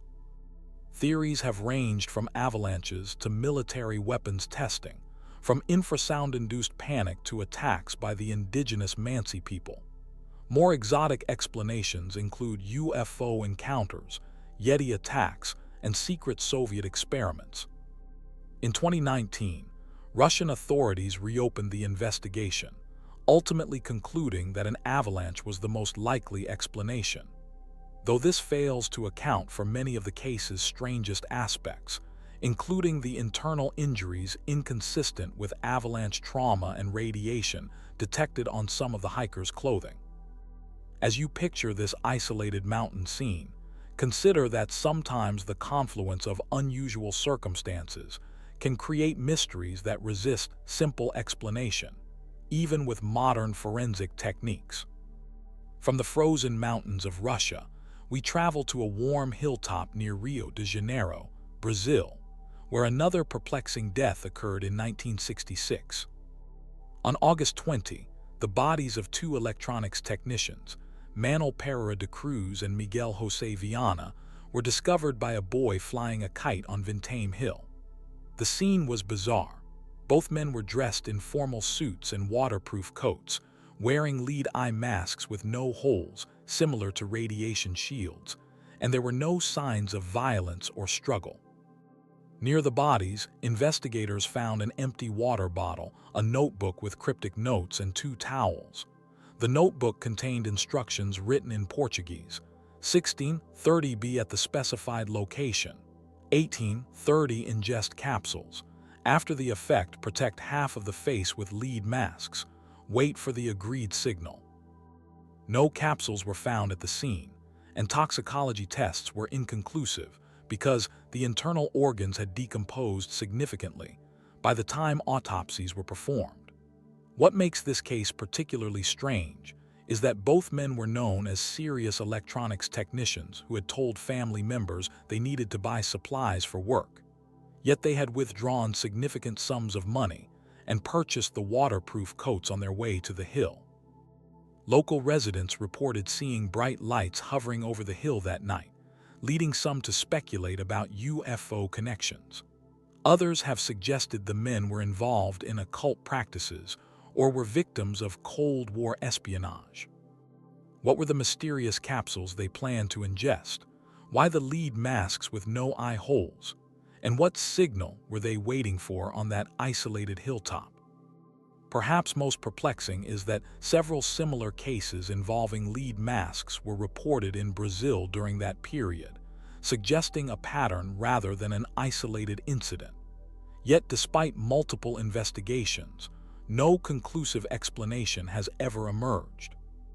As you contemplate these 2 men waiting on a hillside for a signal that may never have come, consider how often the line between scientific exploration and mystical seeking has blurred throughout human history. While the Baghdad battery suggests the possibility of ancient electrical technology, another archaeological discovery proves beyond doubt that ancient mechanical engineering was far more sophisticated than we once believed. In 1901, divers exploring a shipwreck off the coast of the Greek island Antikythera discovered a corroded bronze device about the size of a shoebox. Initial examination suggested it was simply a lump of metal, but in 1902, archaeologist Valerio Stais noticed what appeared to be gears embedded in the artifact. For decades, the true nature of the Antikythera mechanism remained a mystery, but modern imaging techniques including X-ray computed tomography and high-resolution surface scanning have revealed an astronomical computer of astonishing complexity. Containing at least 30 precisely engineered bronze gears arranged in a sophisticated differential system, the device could predict astronomical positions, eclipses, and the cycles of the ancient Olympic Games with remarkable accuracy.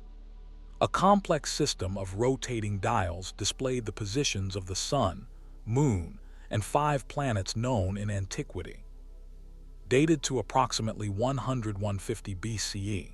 The mechanism's sophistication is so extraordinary that nothing of comparable complexity would appear again in the historical record for more than 1,400 years. Its manufacturing precision indicates a level of gear-cutting technology that historians previously believed was not achieved until the 18th century. Inscriptions on the mechanism include a detailed user manual and astronomical calculations based on Babylonian arithmetic rather than Greek geometry, suggesting a transfer of mathematical knowledge across ancient cultures. The existence of this ancient computer raises profound questions. Who created it? How many similar devices existed? And how was such sophisticated mechanical knowledge apparently lost for over a millennium? Most importantly, if ancient Greek engineers could create a device this complex, what other technological marvels might they have achieved that haven't survived the centuries? Some lost technologies aren't machines, but materials with properties that modern science has only recently begun to replicate. Damascus steel swords, forged primarily in the Middle East between 300–1700 CE, were legendary for their distinctive watery or wavy surface pattern and remarkable physical properties. These blades could allegedly cut through rock and other metals without dulling and bend, significantly without breaking, qualities that made them highly prized across the ancient world. What made these swords particularly extraordinary was that European blacksmiths, despite numerous attempts, could not reproduce them. The steel itself, known as woots, originated in India and was then refined using specific techniques in Damascus and other Middle Eastern cities. Sometime in the 18th century, the production method was lost. Modern researchers believe the critical factor might have been trace elements in the original ore sources, particularly vanadium, molybdenum, and chromium, which created carbon nanotubes within the steel, a microscopic structure not discovered by modern science until 1991. Traditional knowledge about selecting specific ores combined with particular forging techniques created a material with properties that wouldn't be understood scientifically for centuries. When those ore sources were depleted, or the craftsmen who understood the precise techniques died without passing on their knowledge, the technology effectively vanished. While modern metallurgists have created approximate replicas of Damascus steel, they still haven't fully replicated all properties described in historical accounts. This raises intriguing questions about how many other advanced materials might have been developed through tradition and observation, only to be lost when the specific conditions for their creation changed. As you imagine these legendary blades catching the light with their distinctive patterns, consider how easily sophisticated technological knowledge can disappear when it relies on specific resources or closely guarded craft traditions. Perhaps no lost technology has captured the imagination quite like the Byzantine weapon known as Greek fire, a mysterious incendiary weapon that could continue burning even on water. First used in naval battles around 672 CE, Greek fire was deployed through pressurized nozzles to project flames at enemy ships, creating what was essentially the world's first flamethrower. Contemporary accounts describe it as a liquid that ignited upon contact with water rather than being extinguished by it, a property that made it devastatingly effective in naval warfare. The formula for Greek fire was a closely guarded state secret, known only to the Byzantine emperor and the Kallinikos family who invented it. Such was the importance of keeping this technology secret that we have no surviving records of its composition, despite its use for over 800 years. Modern scientists have proposed various formulations that might replicate its properties, from mixtures containing petroleum, pitch, sulfur, and quicklime, to more exotic combinations involving chemicals like phosphorus and saltpeter. Some theories suggest it might have contained a form of napalm or even thermite. What makes Greek fire particularly fascinating is that unlike many ancient technologies lost to political upheaval or resource depletion, this one was deliberately kept secret to maintain military advantage, so successfully that the knowledge died with its keepers. The loss of Greek fire demonstrates that even technologies used continuously for centuries can vanish from human knowledge when circumstances change. When Constantinople finally fell in 1453, whatever remaining knowledge of Greek fire existed likely disappeared with the Byzantine Empire itself. As you visualize these terrifying flames spreading across the water toward enemy ships, consider how many other technological secrets might have been deliberately taken to the grave rather than shared with potential rivals. Some artifacts suggest such advanced understanding that modern scientists initially struggled to explain how ancient craftsmen could have created them. The Lycurgus cup, currently housed in the British Museum, is a Roman glass vessel from the 4th century CE that appears green in reflected light, but glows red when light passes through it, an effect known as dichroism.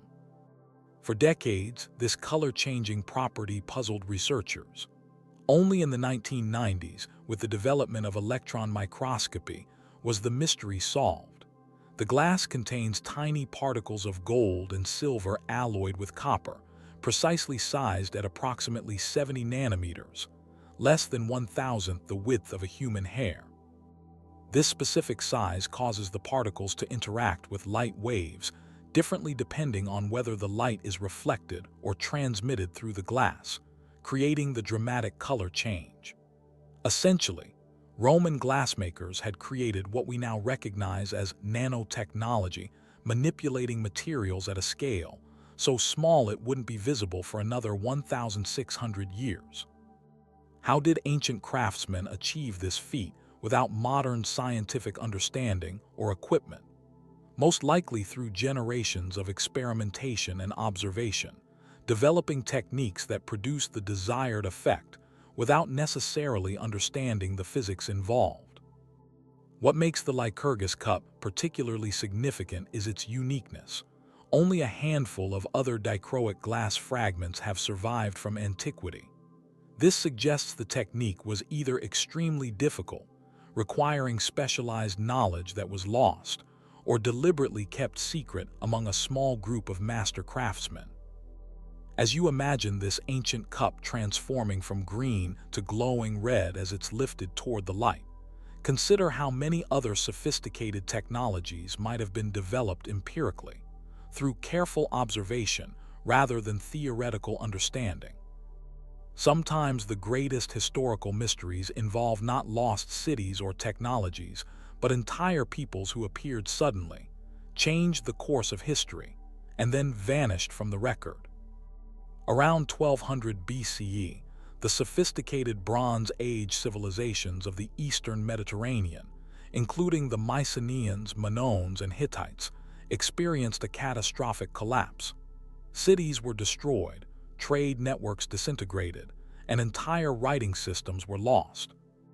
Egyptian records from the reign of Ramses III describe a confederation of mysterious invaders they called the Sea Peoples, who attacked by both land and sea with overwhelming force. These texts name several groups including the Shurden, Shekelesh, Denian, and Peliset, possibly the biblical Philistines, but provide little information about their origins. The sudden appearance and military prowess of these sea peoples has puzzled historians for centuries. Were they refugees displaced by natural disasters, pirates taking advantage of weakened states, or perhaps former mercenaries who turned against their employers when political systems began to fail? Archaeological evidence suggests they used distinctive weapons and pottery styles that combined elements from various Mediterranean cultures, indicating they might have been a multi-ethnic coalition rather than a single people. After their period of conquest, most of the sea peoples seem to have been absorbed into the populations they conquered, leaving few distinct traces except for the Philistines who established 5 major cities in what is now southern Israel. What makes this mystery particularly significant is the profound impact these enigmatic raiders had on world history. Their campaigns accelerated the collapse of the Bronze Age order, creating a power vacuum that allowed new civilizations like the Phoenicians and eventually the Greeks to emerge. As you contemplate these mysterious invaders appearing on the horizon in their ships, consider how rapidly established historical patterns can be disrupted by the emergence of new groups, and how easily the origins of such groups can be lost in the chaos of historical transitions. While some ancient peoples mysteriously appear in the historical record, others vanish with equal enigma. Between 901–150 CE, the ancestral Puebloan people, formerly known as the Anasazi, constructed some of North America's most impressive prehistoric architecture. Multi-story dwellings carved into cliff faces and complex communities containing hundreds of rooms. Centers like Chaco Canyon in New Mexico featured sophisticated urban planning, precise astronomical alignments, and trading networks that stretched from Mexico to the Great Lakes. At its height, this civilization represented one of the most advanced cultures north of Mesoamerica. Then, around 1300 CE, they seemingly abandoned their magnificent cities all at once. The spectacular cliff dwellings of Mesa Verde, the complex great houses of Chaco Canyon, and hundreds of other settlements were meticulously emptied, not destroyed or hastily evacuated, but deliberately closed and left behind. Traditional Hopi and Zuni accounts speak of migrations dictated by deities, while archaeological evidence suggests a combination of factors including a severe drought beginning in 1275, deforestation, soil erosion, and possibly social or religious changes. What makes this abandonment particularly perplexing is its completeness and apparent coordination. These weren't simple villages, but complex urban centers representing generations of investment and cultural development. Their systematic abandonment suggests a level of social cohesion and planning that goes beyond mere environmental pressure. Recent DNA studies confirm that the ancestral Puebloans didn't disappear but migrated south, becoming the ancestors of today's Pueblo peoples.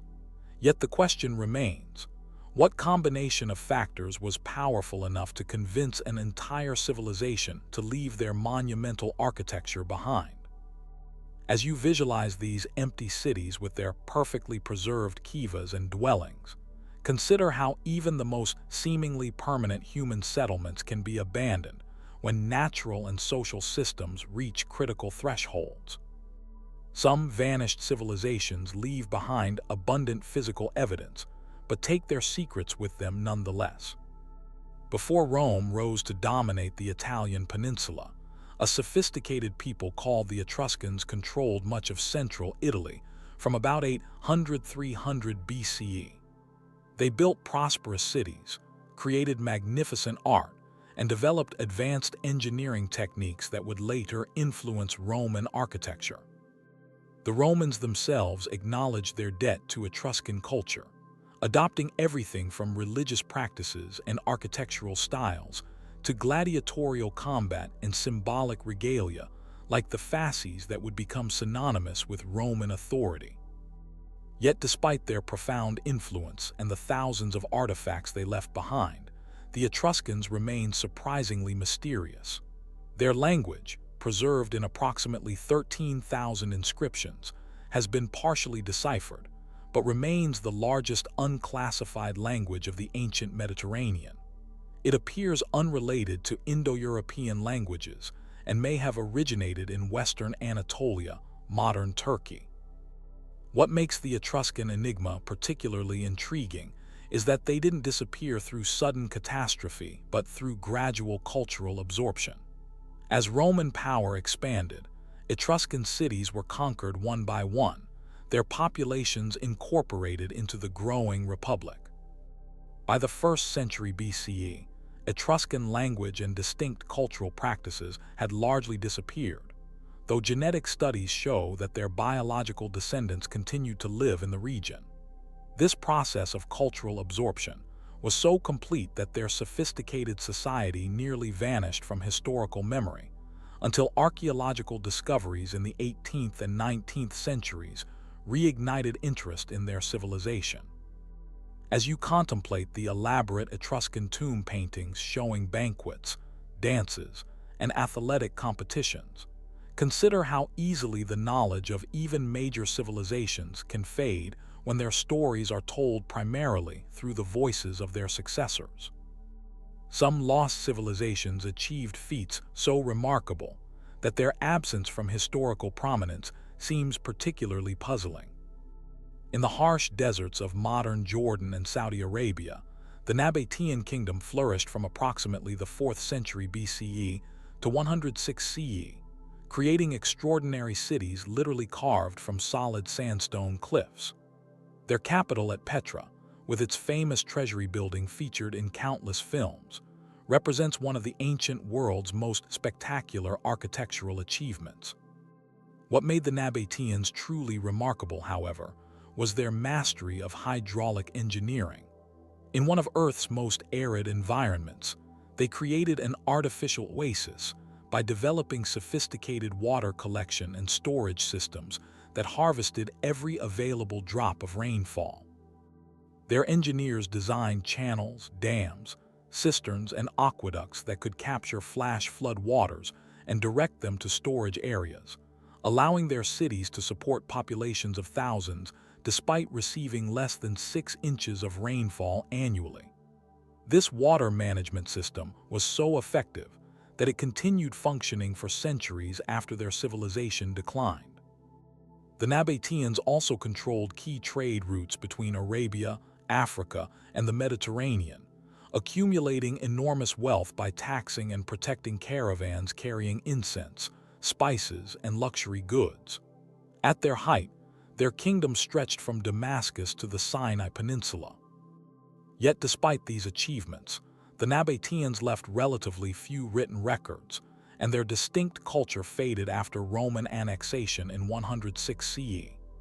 By the 4th century CE, their language had disappeared, their religious practices had been abandoned, and many of their magnificent cities had been nearly forgotten until European explorers rediscovered them in the 19th century.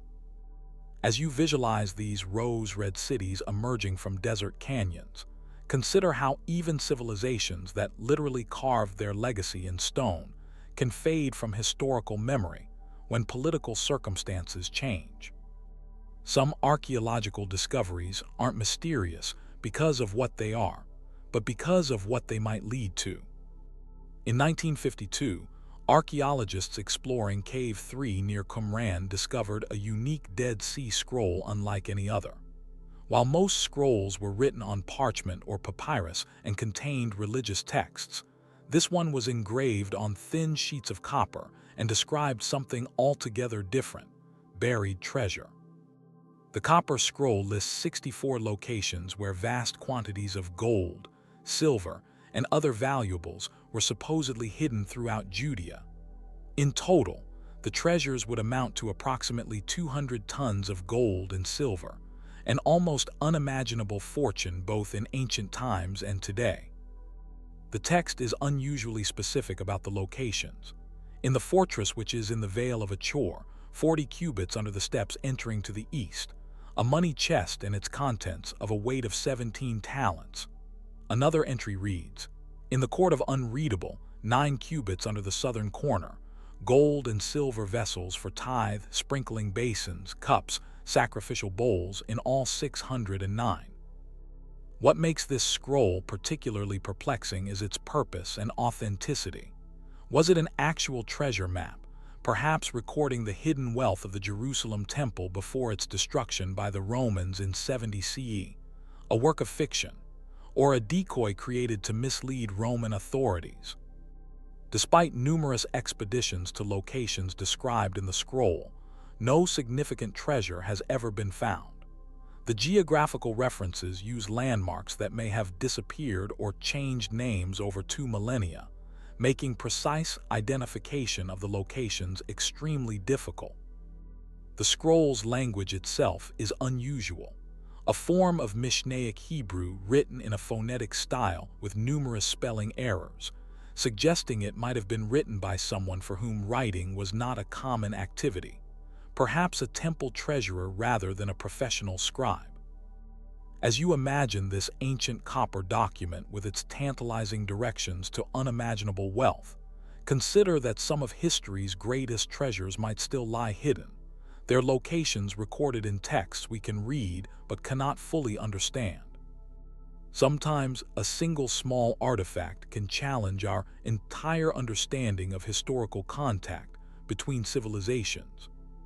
In 1957, archaeologists excavating a Native American settlement at Nazca Point in Maine discovered something seemingly impossible: a small Norse silver coin dating to the period 1065-1080 CE. Found in a Native American archaeological context alongside indigenous artifacts, the coin appeared to have been buried centuries before Columbus's voyage. Professional numismatists confirmed it was an authentic Norse penny minted during the reign of King Olaf Kyrre of Norway. But how did a Viking coin reach a Native American settlement in Maine nearly 400 years before European contact was supposed to have begun?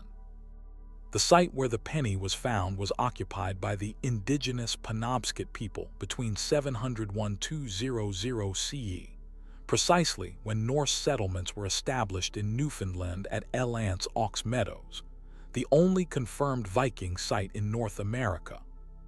Some archaeologists suggest the coin might have arrived through indigenous trade networks that spanned vast distances, passing from hand to hand after initial Viking contact in Newfoundland. Others propose more direct Norse exploration further south than previously recognized. Skeptics have suggested the coin might be a modern intrusion into the archaeological site, or even a deliberate hoax, though the professional excavation methods used argue against this explanation. What makes the Maine penny particularly significant is that it represents tangible evidence of pre-Columbian contact that aligns with both archaeological discoveries at Elance Aux Meadows and Norse sagas describing voyages to regions they called Markland and Vinland.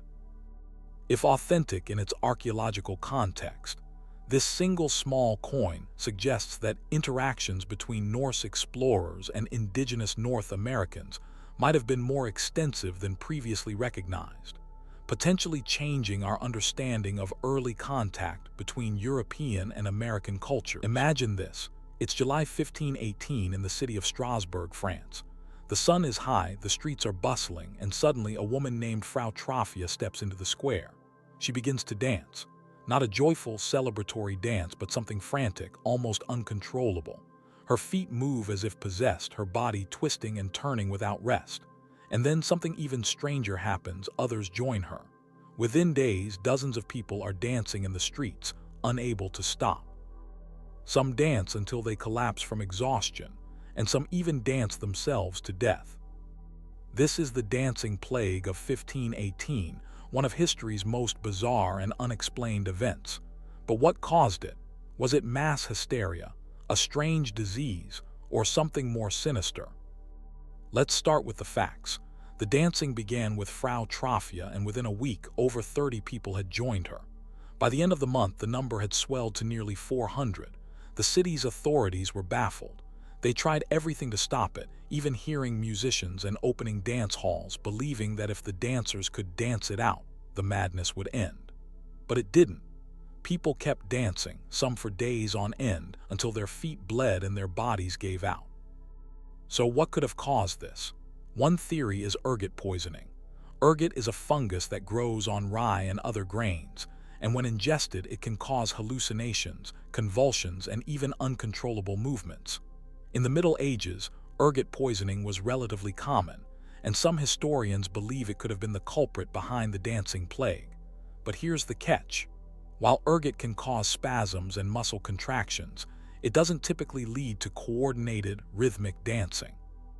Another theory points to mass psychogenic illness, or mass hysteria. This is when a group of people, often under extreme stress, begin to exhibit similar physical symptoms without any clear medical cause. In 1518, Strasbourg was in the midst of famine, disease, and extreme poverty. Could the dancing have been a collective response to these unbearable conditions? It's possible, but again, the sheer scale and duration of the dancing make this explanation hard to fully accept. Then there's the more supernatural explanation. Some believe the dancers were under a curse or possessed by spirits. In the Middle Ages, people often turned to religion and superstition to explain the unexplainable. Could the dancing plague have been a form of divine punishment or demonic influence? While this theory is certainly dramatic, there's no concrete evidence to support it. So, what really happened in Strasbourg in 1518? The truth is, we may never know. The dancing plague remains one of history's most perplexing mysteries, a strange and tragic event that defies easy explanation. As you ponder this bizarre chapter in history, consider this. Sometimes, the past holds secrets that even modern science can't unravel. And perhaps that's what makes these mysteries so captivating. They remind us that, despite all our advancements, there are still things in this world that remain beyond our understanding. In the early 19th century, on the small island of Barbados, something strange was happening in the Chase family vault. This wasn't just any burial chamber. It was a solid, sealed crypt built to house the remains of the island's elite. But when the vault was opened to add another coffin, the family was met with a shocking sight. The coffins inside had moved. Not just shifted slightly, but completely rearranged, as if some unseen force had been at work. This is the mystery of the moving coffins of Barbados, a tale that has baffled historians, scientists, and paranormal investigators for over 200 years. How did these heavy, lead-lined coffins move within a sealed vault? And what force, natural or supernatural, could have caused it? The story begins in 1807, when the vault was first used to inter the body of Thomasina Goddard. Over the next few years, several members of the Chase family were buried in the vault, including 2 young children. Each time the vault was opened, the coffins were found in their proper places. But in 1812, when the vault was opened to bury another family member, the coffins were in complete disarray. Some were upside down, others were stacked on top of each other, and one had even been thrown against the wall with such force that it left a mark. The family was horrified. They had the vault thoroughly inspected, but no signs of tampering or forced entry were found. The heavy stone door was sealed with cement, and the vault was thought to be impenetrable. Yet, when it was opened again in 1816, the coffins had moved once more. This time, the scene was even more chaotic. The coffins were scattered in every direction, as if they had been tossed about by some powerful force. So what could have caused this? Some have suggested flooding. Barbados is prone to heavy rains, and it's possible that water could have seeped into the vault, floating the coffins and causing them to shift. But here, the problem. The coffins were made of lead, making them far too heavy to be moved by water alone. Additionally, there was no evidence of water damage inside the vault. Another theory points to earthquakes. Barbados is located in a seismically active region, and some believe that tremors could have caused the coffins to move. But again, the precision with which the coffins were rearranged, some standing upright, others stacked, makes this explanation hard to accept. Earthquakes typically cause random, chaotic movement, not the deliberate rearrangement seen in the vault. Then there's the supernatural explanation. Some believe the vault was haunted, either by restless spirits or by some curse placed on the Chase family. The fact that the disturbances began after the burial of 2 young children has led some to speculate that their deaths were unnatural and their spirits were unable to rest. But as with all supernatural theories, there's no concrete evidence to support this. In the end, the mystery of the moving coffins of Barbados remains unsolved. The vault was eventually emptied, and the coffins were buried elsewhere. But the question lingers: what force, natural or otherwise, could have caused such a strange and unsettling phenomenon? As you drift off to sleep tonight, think about this. Sometimes, the past holds secrets that defy explanation, leaving us with more questions than answers.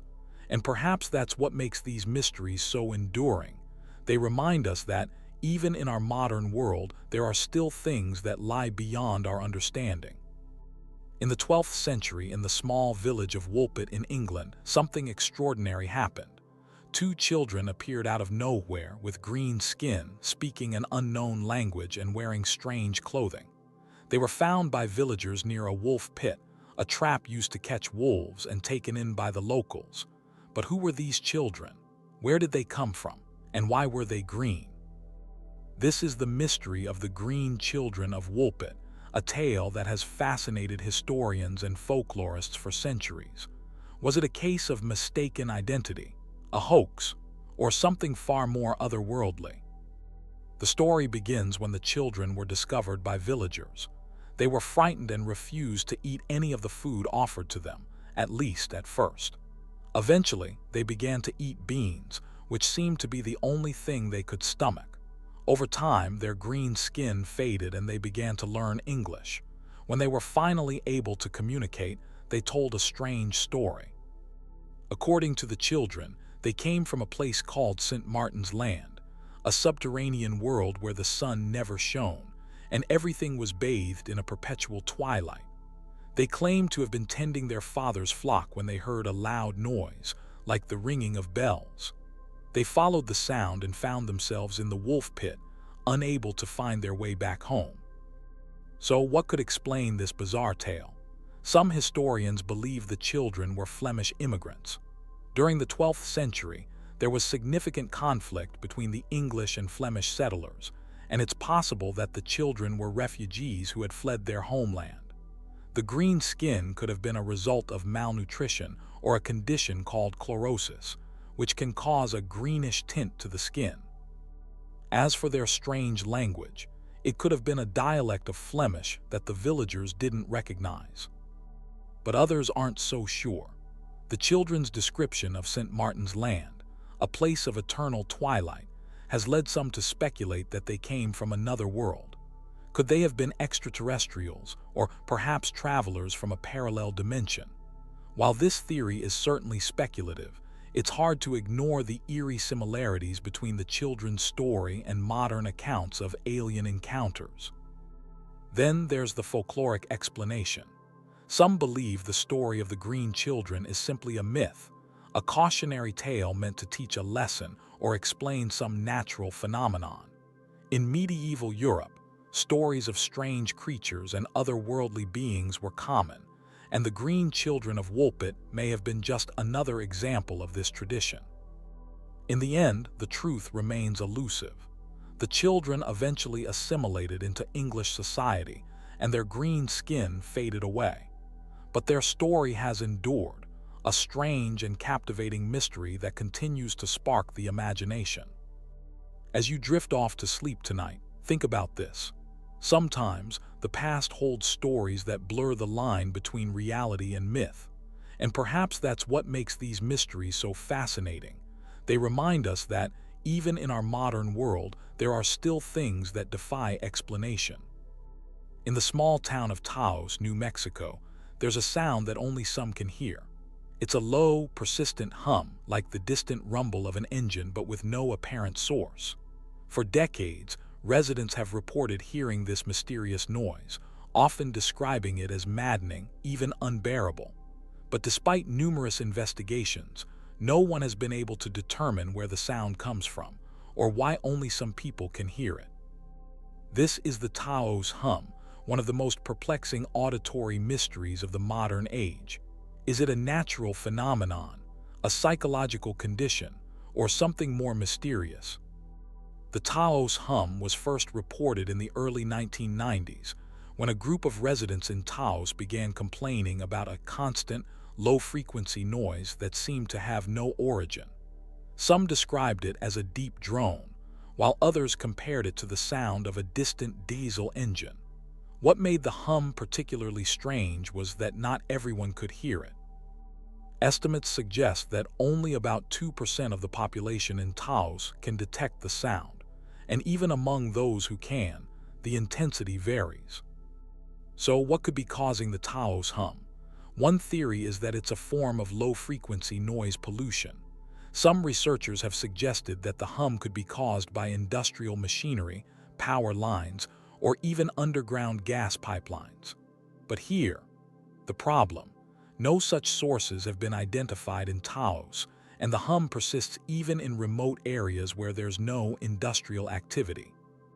Another theory points to geological activity. Taos is located near the Rio Grande Rift, a tectonic zone where the Earth's crust is slowly pulling apart. Some scientists believe that the hum could be caused by vibrations deep within the Earth, possibly related to magma movement or seismic activity. But again, there's no concrete evidence to support this theory, and the hum doesn't seem to correlate with any known geological events. Then there's the psychological explanation.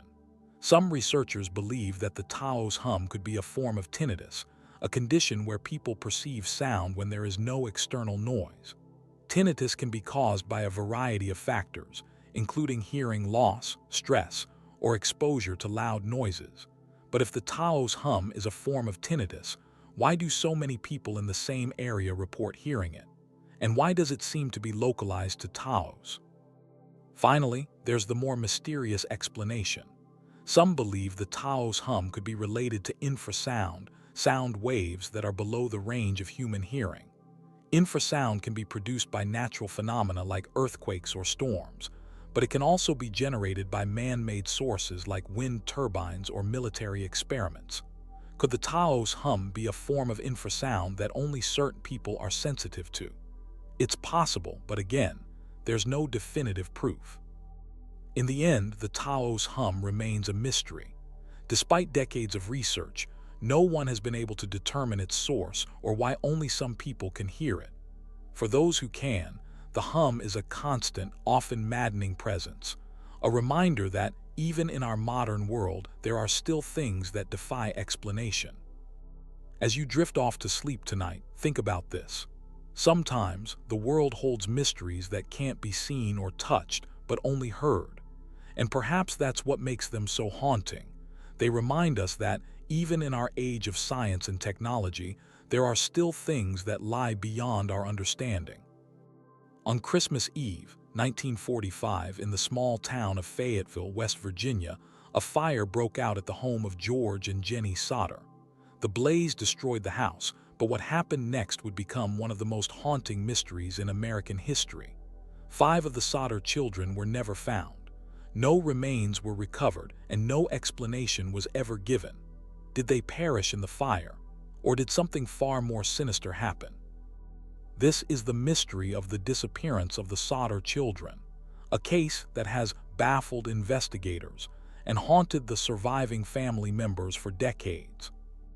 The fire began in the early hours of Christmas morning. George and Jenny Sodder, along with 4 of their children, managed to escape, but 5 others, Morris, Martha, Louie, Jenny, and Betty, were nowhere to be found. The fire was intense, and the house was reduced to ashes, but when investigators searched the rubble, they found no trace of the missing children. No bones, no teeth, nothing. So what happened to the Sodder children? One theory is that they died in the fire, and their bodies were completely consumed by the flames. But here, the problem. Even in the most intense fires, some remains are usually left behind: bones, teeth, or other fragments. The fact that nothing was found has led many to question whether the children were ever in the house at all. Another theory suggests that the children were kidnapped. The Sodders were an Italian immigrant family, and in the years leading up to the fire, George had received several threats related to his outspoken criticism of fascist leader Benito Mussolini. Could the fire have been a cover for a kidnapping? Some believe that the children were taken and possibly sent back to Italy, but there's no concrete evidence to support this theory. Then there's the mysterious ladder.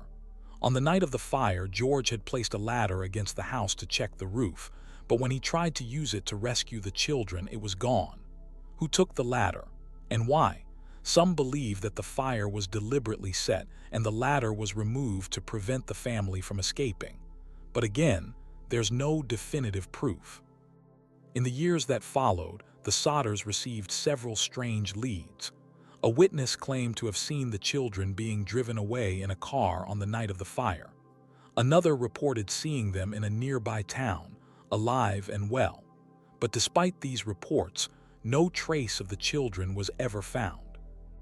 In the end, the disappearance of the Sodder children remains one of the most haunting, unsolved mysteries in American history. The family never gave up hope, and until their deaths, George and Jenny Sodder believed that their children were still alive, somewhere out there. As you drift off to sleep tonight, think about this. Sometimes, the past holds mysteries that are not just unsolved but deeply personal. And perhaps that's what makes them so enduring. They remind us that, even in our modern world, there are still stories that defy explanation, leaving us with more questions than answers. Picture this: a remote, windswept island off the coast of Scotland. 3 lighthouse keepers vanish without a trace, leaving behind half-eaten meals, stopped clocks, and an island shrouded in mystery. This isn't fiction. This is the true story of Eilean Mor and the Flannan Isles Lighthouse. December 15, 1900. The lighthouse on Eilean Mor had been operating for just over a year, keeping ships safe from the treacherous rocks that surrounded the island. 3 men were stationed there: James Duckett, Thomas Marshall, and Donald MacArthur. Their job was simple but vital: keep the light burning. On December 26, the steamer Hesperus arrived with supplies and relief staff. But as they approached the island, something was immediately wrong. The flag wasn't flying. No one greeted them. The usual signal smoke was absent. When Joseph Moore, the relief keeper, rowed ashore and climbed the steep path to the lighthouse, he found a scene that would haunt him for the rest of his life. The entrance gate was closed. The door was locked. Inside, the clock had stopped. Chairs were overturned, and a half-eaten meal sat on the table as if the men had jumped up in the middle of dinner and rushed outside. But to where and why? The logbook's final entries added to the mystery.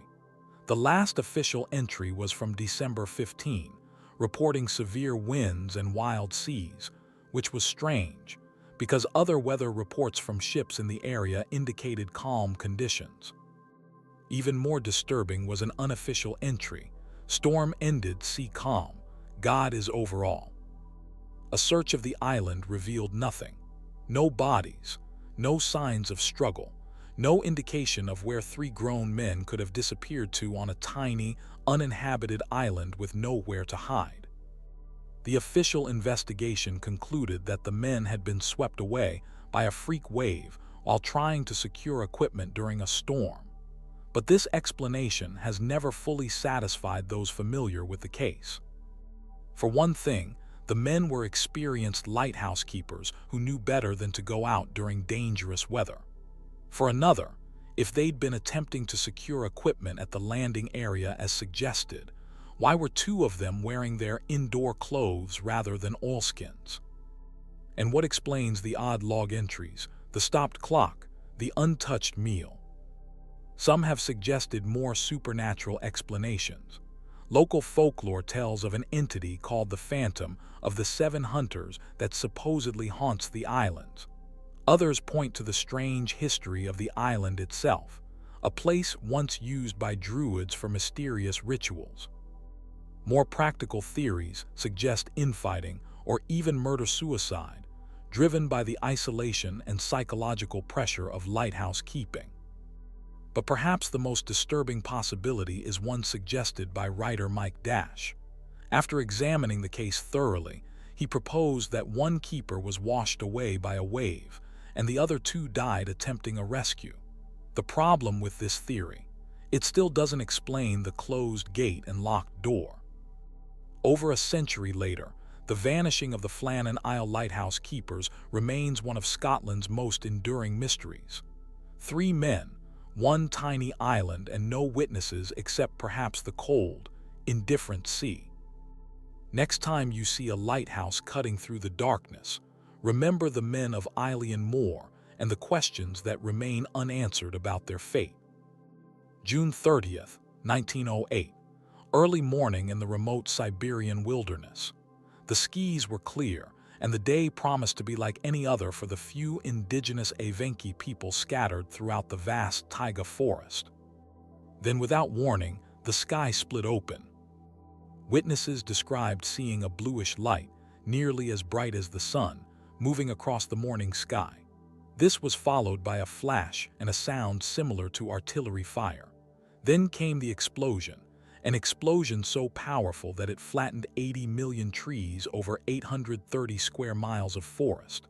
The shock wave was felt hundreds of miles away. The sound was heard over 1,000 miles away. Windows shattered in villages 40 miles from the blast. People reported being thrown from their feet. Seismic stations across Europe recorded the event, and for several nights afterward, the skies over Europe and Asia glowed with an eerie luminescence, bright enough to read a newspaper at midnight. Yet strangely, there were no reported human casualties. This was pure luck. Had the event occurred over a populated area, hundreds of thousands might have died. What makes the Tunguska event so mysterious is not just its power, estimated to be 1,000 times greater than the atomic bomb dropped on Hiroshima, but the lack of an impact crater. Whatever caused this devastation seemingly exploded in the air rather than hitting the ground. The remote location delayed scientific investigation. It wasn't until 1927, nearly 2 decades later, that the first expedition led by Leonid Kulik reached the site. What they found was astonishing: a butterfly-shaped pattern of fallen trees extending for miles, all pointing outward from a central point. But where one would expect to find a massive crater or meteorite fragments, there was nothing. Since then, over 1,000 papers have been published offering various explanations. The most widely accepted theory is that the explosion was caused by a meteoroid or asteroid fragment approximately 100–200 feet in diameter that exploded before impact, creating an airburst about 3–6 miles above the Earth's surface. But alternative theories abound. Some have suggested it was a tiny black hole passing through Earth. Others propose it was a piece of antimatter that annihilated upon contact with our atmosphere. Still others blame Tesla's experiments with wireless energy transmission or even a UFO crash. In 2013, researchers analyzing fragments of tree resin found at the site discovered nanodiamonds consistent with a cosmic impact. Yet comprehensive expeditions have failed to find any significant meteorite material. The Tunguska event remains the largest impact event in recorded human history.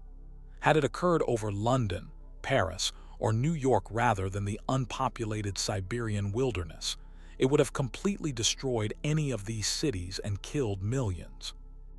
Even more sobering is the realization that such events, while rare, are not unique. NASA estimates that Earth experiences an impact of Tunguska's magnitude roughly every 301,000 years. Yet our ability to detect and deflect such objects remains limited. As you drift off to sleep tonight, consider this. Somewhere in the vast darkness of space, other Tunguska-like objects may be silently making their way toward Earth, reminders of our cosmic vulnerability.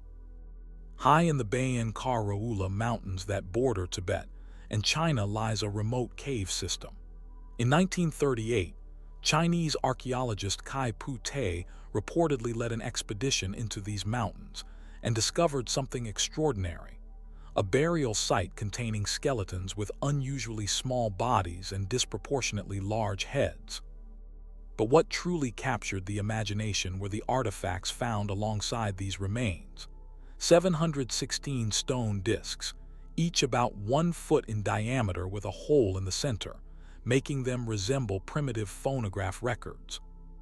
These discs, later dubbed the Dropa stones, featured tiny spiral grooves. Initially thought to be some form of ancient writing, these grooves would later be at the center of one of archaeology's most persistent and controversial mysteries. According to the story, the discs remained unstudied until 1962, when Professor Tsum Nui of the Beijing Academy of Prehistory allegedly managed to decode the microscopic hieroglyphs. What he claimed to translate was nothing short of extraordinary. A 12,000-year-old message describing the crash landing of an alien spacecraft carrying a group called the Dropa, who couldn't repair their vessel and became stranded on Earth. The translation supposedly revealed that the local Ham tribe initially attacked the stranded aliens, but eventually realized they had peaceful intentions.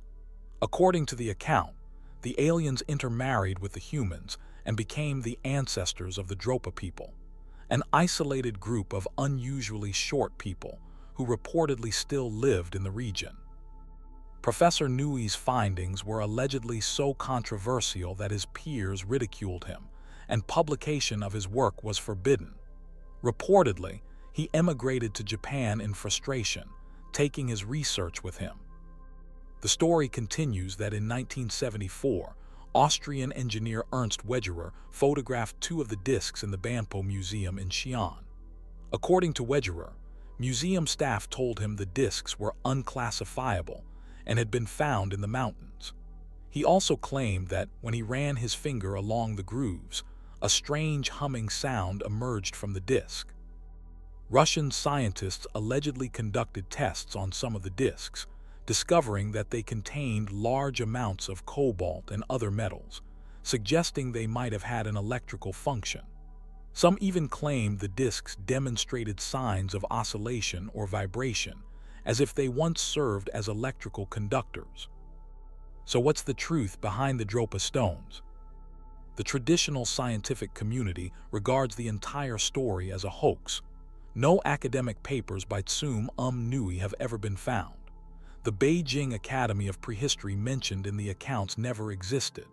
The few photographs that exist of the supposed discs are of known artifacts, specifically Chinese Bai discs, a type of ceremonial jade object with a hole in the center, dating back thousands of years. Furthermore, while there are ethnic groups in the Bayan Karaula region, including the Tibetans, Han Chinese, Loba, and Nakai peoples, there is no recognized ethnic group called the Dropa or Dzopa. The story appears to have originated in a 1960 article in a German vegetarian magazine called Das Vegetarische Universum, written by Reinhard Wegemann. The tale was later expanded upon in books by Russian-born British science fiction writer Alexander Kazantsev and Australian author Erich von Däniken in his pseudo-archaeological book, Chariots of the Gods. Yet despite the overwhelming evidence that the Dropa stones never existed as described, the story persists, regularly appearing in books, television shows, and websites dedicated to ancient aliens and archaeological mysteries.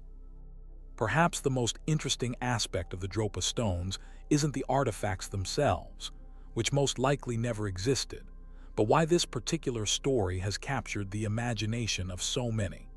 Is it our desire to believe we're not alone in the universe? Our fascination with the possibility of ancient contact with extraterrestrial civilizations? Or simply our love of a good mystery? Whatever the explanation, the legend of the Dropa stones serves as a reminder of how powerful stories can be, regardless of their basis in fact. In the dense jungles and on the flatlands of Costa Rica's Diquís Delta rest hundreds of perfectly formed stone spheres, ranging in size from a few inches to over 8 feet in diameter and weighing up to 16 tons. These meticulously crafted balls have baffled scientists since their discovery in the 1930s. The spheres first came to widespread attention when the United Fruit Company began clearing jungle for banana plantations. Workers were amazed to find these perfect geometric forms seemingly scattered at random throughout the landscape. Some sat in isolation, while others were arranged in intriguing patterns, lines, triangles, and even astronomical alignments. Dated to between 200 BCE and 1500 CE, the spheres were crafted primarily from gabbro, a hard igneous rock similar to basalt. Some were also made from limestone and sandstone. What makes them truly remarkable is their near-perfect spherical shape, many deviate from perfect roundness by less than an inch, even on the largest examples. Think about that for a moment. Creating a perfectly round sphere from solid rock without modern tools or measuring equipment would be extraordinarily difficult. Yet somehow, the ancient Dickwes culture managed this feat hundreds of times over, using nothing more sophisticated than stone tools. The question that has puzzled archaeologists isn't just how they were made, but why. What purpose did these massive spheres serve? Some researchers suggest they were status symbols for chiefdoms, with larger spheres indicating greater power. Others propose they had astronomical significance, perhaps mapping celestial bodies or marking the positions of stars at important calendar dates. Still others believe they served as boundary markers for ancient territories or played roles in religious ceremonies. Some of the spheres were placed on special platforms or paired with ceramic vessels, suggesting ritual importance. Unfortunately, much of what we might have learned about the spheres has been lost. When they were first discovered, many were blown up with dynamite by treasure hunters who believed gold might be hidden inside. Others were moved from their original locations, destroying valuable archaeological context. Local legends add another layer of mystery. According to some traditional stories, the indigenous people possessed a special plant sap that could temporarily soften stone, allowing them to shape it with their hands before it rehardened. While science gives no credence to this explanation, it reflects the sense of wonder these objects have inspired. More extreme theories suggest extraterrestrial influence or advanced ancient technology. Some proponents of alternative archaeology claim the spheres are too perfect to have been made with primitive tools and must represent knowledge not typically associated with pre-Columbian cultures. What makes the Costa Rican stone spheres uniquely mysterious is their isolation in the archaeological record. While stone spheres have been found elsewhere in the world, notably Scotland's carved stone balls and spheres in Bosnia, none match the size, quantity, and precision of the Costa Rican examples. UNESCO recognized their significance in 2014 by designating the spheres as World Heritage Sites. Yet despite this recognition and ongoing research, they remain one of archaeology's most enduring puzzles, perfect geometric forms created by a culture that left few other clues about their advanced capabilities. As you imagine these massive stone spheres nestled in the lush green Costa Rican landscape, consider the hands that shaped them centuries ago and the minds that conceived their purpose. A purpose that remains hidden from us despite all our modern scientific knowledge. Imagine lying in bed at night trying to sleep when you become aware of a persistent, low-frequency hum. It sounds almost mechanical, like a distant diesel engine idling or the drone of a far-off industrial fan. You look around for the source, but there's nothing obvious causing it. You ask your partner if they hear it, but they look at you blankly. They hear nothing. This is the reality for approximately 2% of the residents of Taos, New Mexico, who since the early 1990s have reported hearing a mysterious, low-frequency drone that has become known worldwide as the Taos hum. The hum typically manifests as a steady, droning sound, similar to a distant idling engine. For those who hear it, the experience can be maddening. Some describe it as a gentle background noise, while others find it so intrusive they've considered moving away from the area. Most hearers perceive the sound as louder indoors and at night, making sleep difficult. What makes the Taos hum particularly mysterious is its selectivity. Only a small percentage of the population can hear it, and those who do tend to be older than 50. It can't be recorded by conventional audio equipment, despite numerous attempts, and perhaps most puzzlingly, earplugs don't block it. In fact, some hearers report that blocking external sounds makes the hum more noticeable. The phenomenon gained national attention in 1993 when a group of Taos residents approached their congressional representatives for help. This led to a formal investigation involving researchers from Los Alamos National Laboratory, the University of New Mexico, and other institutions. The investigation considered various potential sources: military experiments from the nearby Los Alamos facility, traffic noise, electrical power lines, cellular phone towers, secret underground mining operations, and even mass hysteria.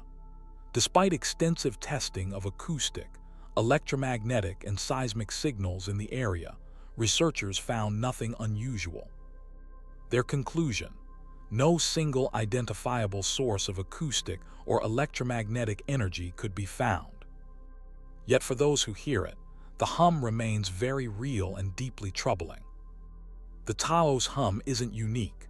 Similar phenomena have been reported worldwide in Bristol, England, Windsor, Ontario, Bondi, Australia, and Kokomo, Indiana, among other locations. In each case, a small percentage of the population reports hearing a low-frequency sound that most people cannot detect. Scientific theories about the hum's origin vary widely. Some researchers suggest it might be caused by very low-frequency, VLF, radio emissions used for military communication with submarines. Others propose industrial sources too distant to be obvious. A more physiological explanation suggests the hearers might be detecting their own autocaustic emissions, sounds generated by the inner ear itself. Another theory proposes that some people may have hypersensitive hearing that allows them to detect Earth's natural microseismic activity or the resonance frequency of the atmosphere. One of the more interesting scientific findings is that many hearers have good low-frequency hearing, but diminished high-frequency hearing due to age-related hearing loss. This suggests they might be more aware of background sounds that others naturally filter out. For skeptics, the most likely explanation is a combination of tinnitus, ringing in the ears, and the nocebo effect. Essentially, the power of suggestion causing people to notice and fixate on sounds they would otherwise ignore. Yet this doesn't explain why the phenomenon clusters in certain geographic locations, or why the descriptions of the sound are so consistent across different hearers who have never met. The Taos hum remains one of modern science's more perplexing mysteries, a phenomenon experienced by a minority of people, impossible to record, and resistant to conventional explanation. It raises fascinating questions about human perception, environmental influences, and the limitations of our scientific understanding. As you lie in bed tonight, listening to the ambient sounds around you, consider the residents of Taos who hear something the rest of us cannot, a sound that science acknowledges but cannot explain. Death Valley, California, one of the hottest, driest places on Earth. In a remote corner of this harsh landscape lies a dried lake bed called the Racetrack Playa, and on this cracked, flat surface is one of nature's most bizarre phenomena, the sailing stones. These aren't ordinary rocks. These stones, some weighing up to 700 pounds, somehow move across the playa floor, leaving long trails behind them, some straight, some curved, some making complete 90-degree turns. Yet no one has ever actually witnessed them moving. The trails these sailing stones leave behind can stretch for hundreds of feet. Some rocks travel side by side, creating parallel tracks. Others travel in complete opposite directions. Some even travel in circles. It's as if the stones are engaged in a slow, deliberate dance that takes place only when humans aren't watching. The mystery of the sailing stones has puzzled scientists since the 1940s when the trails were first documented. Early theories suggested strong winds might push the rocks during rare rainstorms when the playa becomes slick with mud. Others proposed that dust devils or magnetic forces might be responsible. But these explanations had problems. Even the strongest winds recorded in Death Valley seemed insufficient to move some of the larger stones, and the patterns of movement, particularly the parallel tracks and sharp turns, seemed too coordinated for random wind gusts. Some turned to more imaginative explanations. Perhaps animals were moving the stones. Maybe they were elaborate hoaxes, Or could there be unknown magnetic properties in the rocks interacting with the Earth's magnetic field? For decades, the mystery deepened as scientists tried and failed to catch the stones in motion. The phenomenon occurs so rarely that continuous observation proved impractical in such a remote location. Finally, in 2014, a research team led by paleobiologist Richard Norris published the first direct observation of the stones moving. Their method was ingenious in its simplicity. They attached GPS units to several stones and surrounded them with a network of weather stations. Then they waited for 2 years. Their patience was rewarded when, in December 2013, they arrived at the playa to find their GPS-tagged rocks had moved, and they had data showing exactly when and how fast they traveled. The mystery was finally solved, and the explanation was both mundane and magical. During winter, under specific conditions, thin sheets of ice form on the playa when rainwater pools on its surface. When the temperature rises slightly, these ice sheets break into large panels. Light winds then push these ice panels, which in turn push the rocks, causing them to sail across the muddy surface below. The researchers observed rocks moving at speeds up to 15 feet per minute.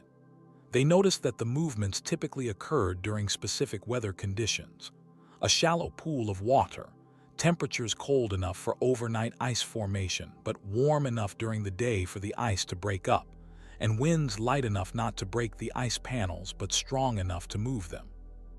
What makes this explanation particularly satisfying is that it accounts for the various mysterious patterns in the rock trails. Parallel tracks happen when rocks are pushed by the same ice panel. Sharp turns occur when the ice panel breaks and reforms in a different configuration. And the rarity of the phenomenon is explained by the specific combination of conditions required. Yet even with this scientific explanation, there's something magical about these sailing stones. Their movements remain ballerina-like in their grace, occurring in one of Earth's most desolate landscapes where human eyes rarely see them. The sailing stones of Death Valley remind us that even in an age of technological wonders, nature still holds mysteries that can take decades to unravel, and that sometimes the simplest explanations are the most elegant. Imagine this: a wooden ship drifting through Arctic seas, completely abandoned yet perfectly preserved. No signs of struggle, no clues to where the crew had gone, beds still made, breakfast still on the table, curtains still hanging in the windows, a ghost ship in the truest sense of the word. This isn't fiction. This is the mysterious tale of the SS Bechimo, one of the most perplexing maritime enigmas of the 20th century. Built in Sweden in 1914, the Bechimo was a 1,300-ton cargo steamer used for trading pelts along the Victoria Island coast of the Canadian Arctic. In 1931, while on a routine voyage, the ship became trapped in pack ice near Alaska. The crew abandoned ship, setting up camp on the nearby ice floe to wait out the winter. On November 24, a severe blizzard struck. When it cleared, the Bechimo had vanished. The crew assumed it had sunk in the storm, a sad but not unusual fate for ships in these treacherous waters. But a week later, an Inuit hunter reported seeing the Bechimo about 45 miles away. The Hudson's Bay Company sent a search party, and incredibly, they found the ship, intact and adrift in the ice. The captain and a few crew members boarded her briefly to retrieve valuable furs from the hold, but determined the vessel was too damaged to save. They collected what they could and abandoned her again, certain she would soon sink or be crushed by the ice. They were wrong.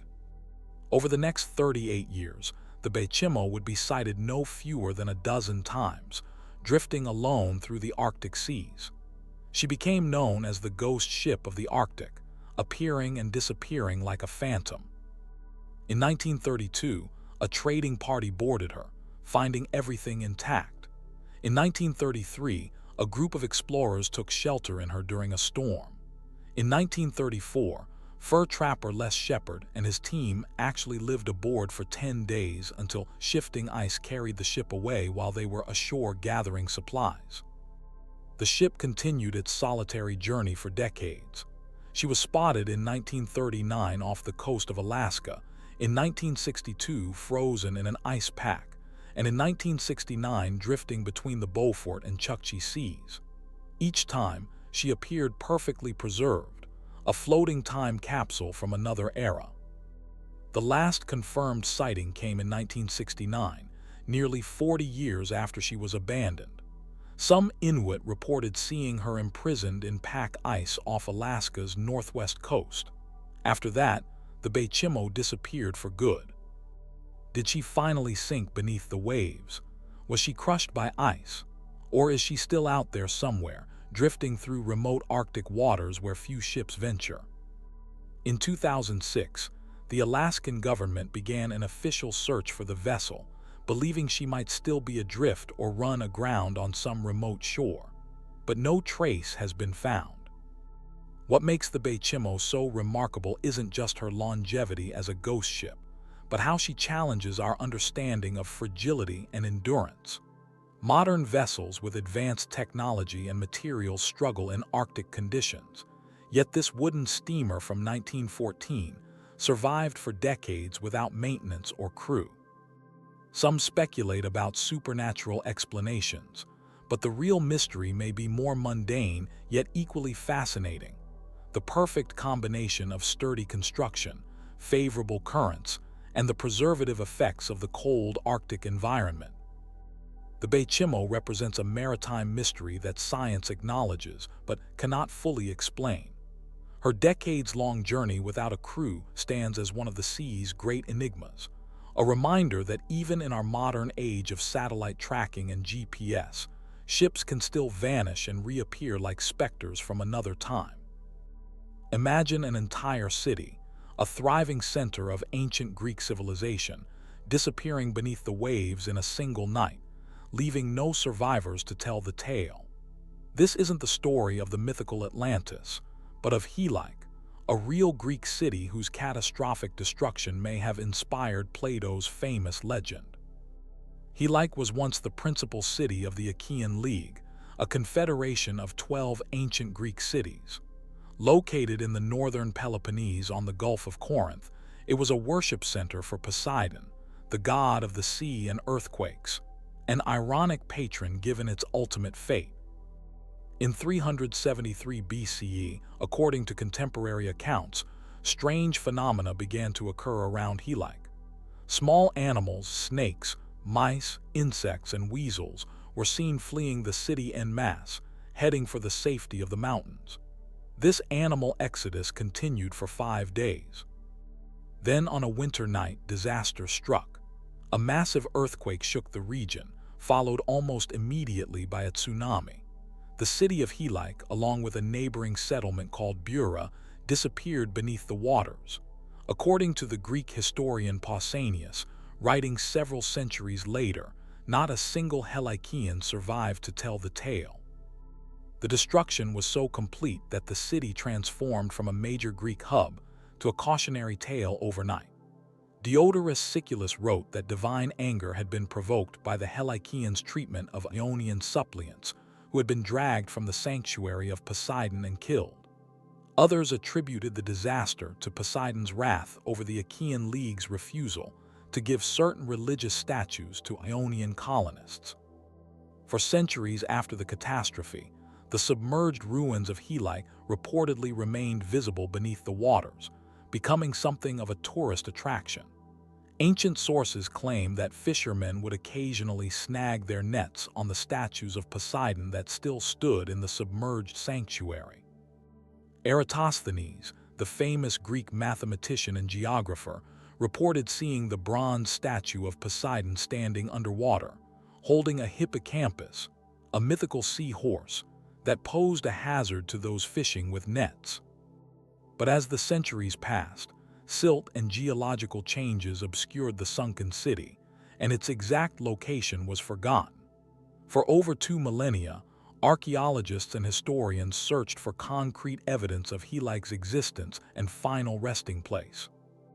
The breakthrough came in 1988 when the Helike Project, led by archaeologist Dora Katsanapoulou and geologist Stephen Soter, began a systematic survey of the area where the ancient city was thought to have stood. Initial sonar scans and magnetometer readings revealed promising anomalies beneath the sediment. In 2001, the team made a stunning discovery, not in the sea as expected, but in an inland lagoon plain. It appears that the catastrophic earthquake had caused subsidence of the coastal plain, dropping the city below sea level, where it was inundated by the tsunami. Over the centuries, the area silted up as the shoreline advanced, gradually transforming the underwater ruin field into dry land.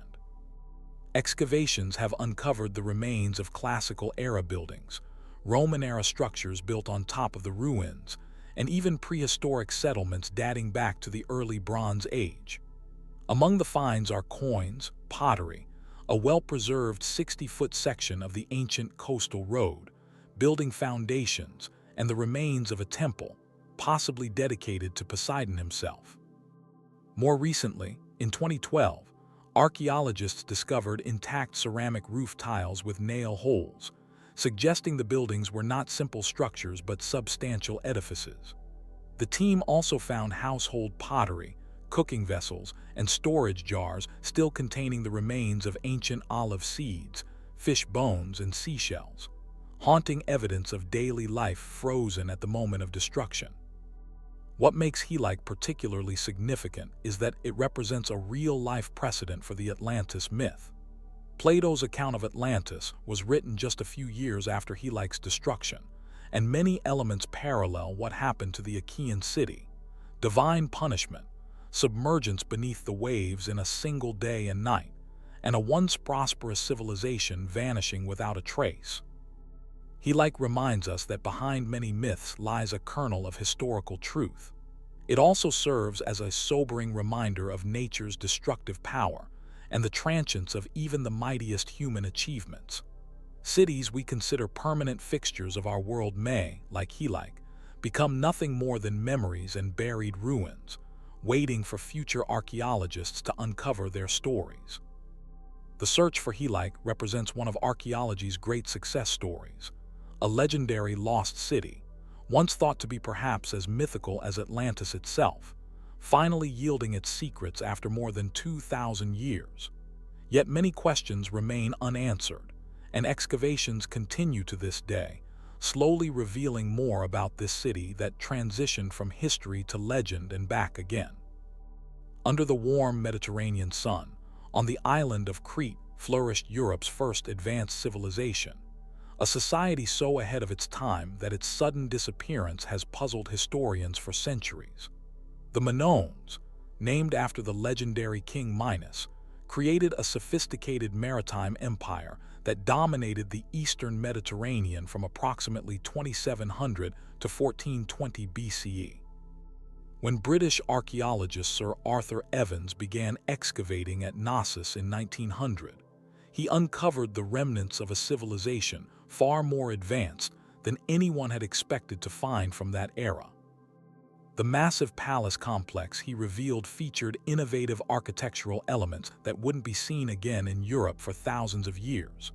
Multi-story buildings, sophisticated plumbing systems with underground clay pipes for water supply and drainage, light wells for interior illumination, and even the world's first flushing toilets. The Minoan palaces were engineering marvels, with elaborate storage facilities, administrative centers, living quarters, and ceremonial spaces. Most impressive of all was the palace at Knossos, a sprawling complex of over 1,300 rooms connected by corridors that seemed to wind and turn back on themselves like a labyrinth. This architectural complexity likely inspired the Greek myth of the labyrinth, designed by the legendary craftsman Daedalus to house the Minotaur. What truly sets the Minoans apart from other ancient civilizations was their apparently peaceful nature. Unlike the Egyptians, Assyrians, or later Greeks, Minoan art contains few depictions of warfare, weapons, or military triumph.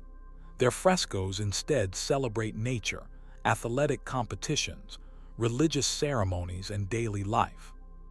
The famous bull leaping fresco from Knossos shows young athletes, both men and women, performing acrobatic feats with bulls, possibly as part of religious rituals. This brings us to another remarkable aspect of Minoan society, the prominent role of women. Women are depicted in Minoan art presiding over religious ceremonies, participating in public events, and wearing elaborate, colorful clothing that exposed their breasts, suggesting a society where women held high status. Some scholars even propose that the Minoans may have been a matriarchal society, though this remains controversial. The Minoans were accomplished sailors who established a trade network spanning from Egypt to the Levant, Anatolia, and mainland Greece. They exported ceramics, textiles, wine, and olive oil, and imported precious materials like gold, ivory, and exotic stones. This maritime trade brought great wealth to Crete, evident in the luxury goods found in Minoan palaces and tombs. The Minoans also created Europe's first writing systems, first a hieroglyphic script, then a script called Linear A, which remains undeciphered to this day. This undeciphered language represents one of the great linguistic mysteries of the ancient world. Without being able to read their texts, much about Minoan society, including their religious beliefs, political structures, and even what they called themselves, remains hidden from us. Speaking of religion, Minoan religious practices appear to have centered around female deities and nature worship. Their art frequently depicts priestesses, sacred trees, bulls, and the double axe or labyrinth, an important religious symbol. The Minoans built mountaintop sanctuaries where they performed rituals, and their palaces contained spaces identified as shrines. Yet for all their achievements, the Minoan civilization seemed to vanish almost overnight. Around 1450 BCE, most Minoan settlements were abandoned, their palaces destroyed, and their influence throughout the Mediterranean collapsed. What happened to this sophisticated civilization? For years, the leading theory involved the catastrophic eruption of Thera, modern-day Santorini, a volcanic island about 70 miles north of Crete. Around 1600 BCE, Thera experienced one of the largest volcanic eruptions in recorded history, an explosion 4 times more powerful than Krakatoa. The eruption would have triggered earthquakes, tsunamis, and ash clouds that darkened the sky and disrupted agriculture. However, recent dating methods place the Thera eruption at least a century before the final collapse of Minoan civilization, complicating this narrative. Some archaeologists now suggest that while the eruption may have weakened Minoan society, their end came at the hands of Mycenaean invaders from mainland Greece. Evidence of fire damage, new burial practices, and the appearance of Mycenaean artifacts on Crete around 1450 BCE support this theory. Others point to climate change, suggesting that shifting weather patterns disrupted the agricultural systems that supported the palace economies.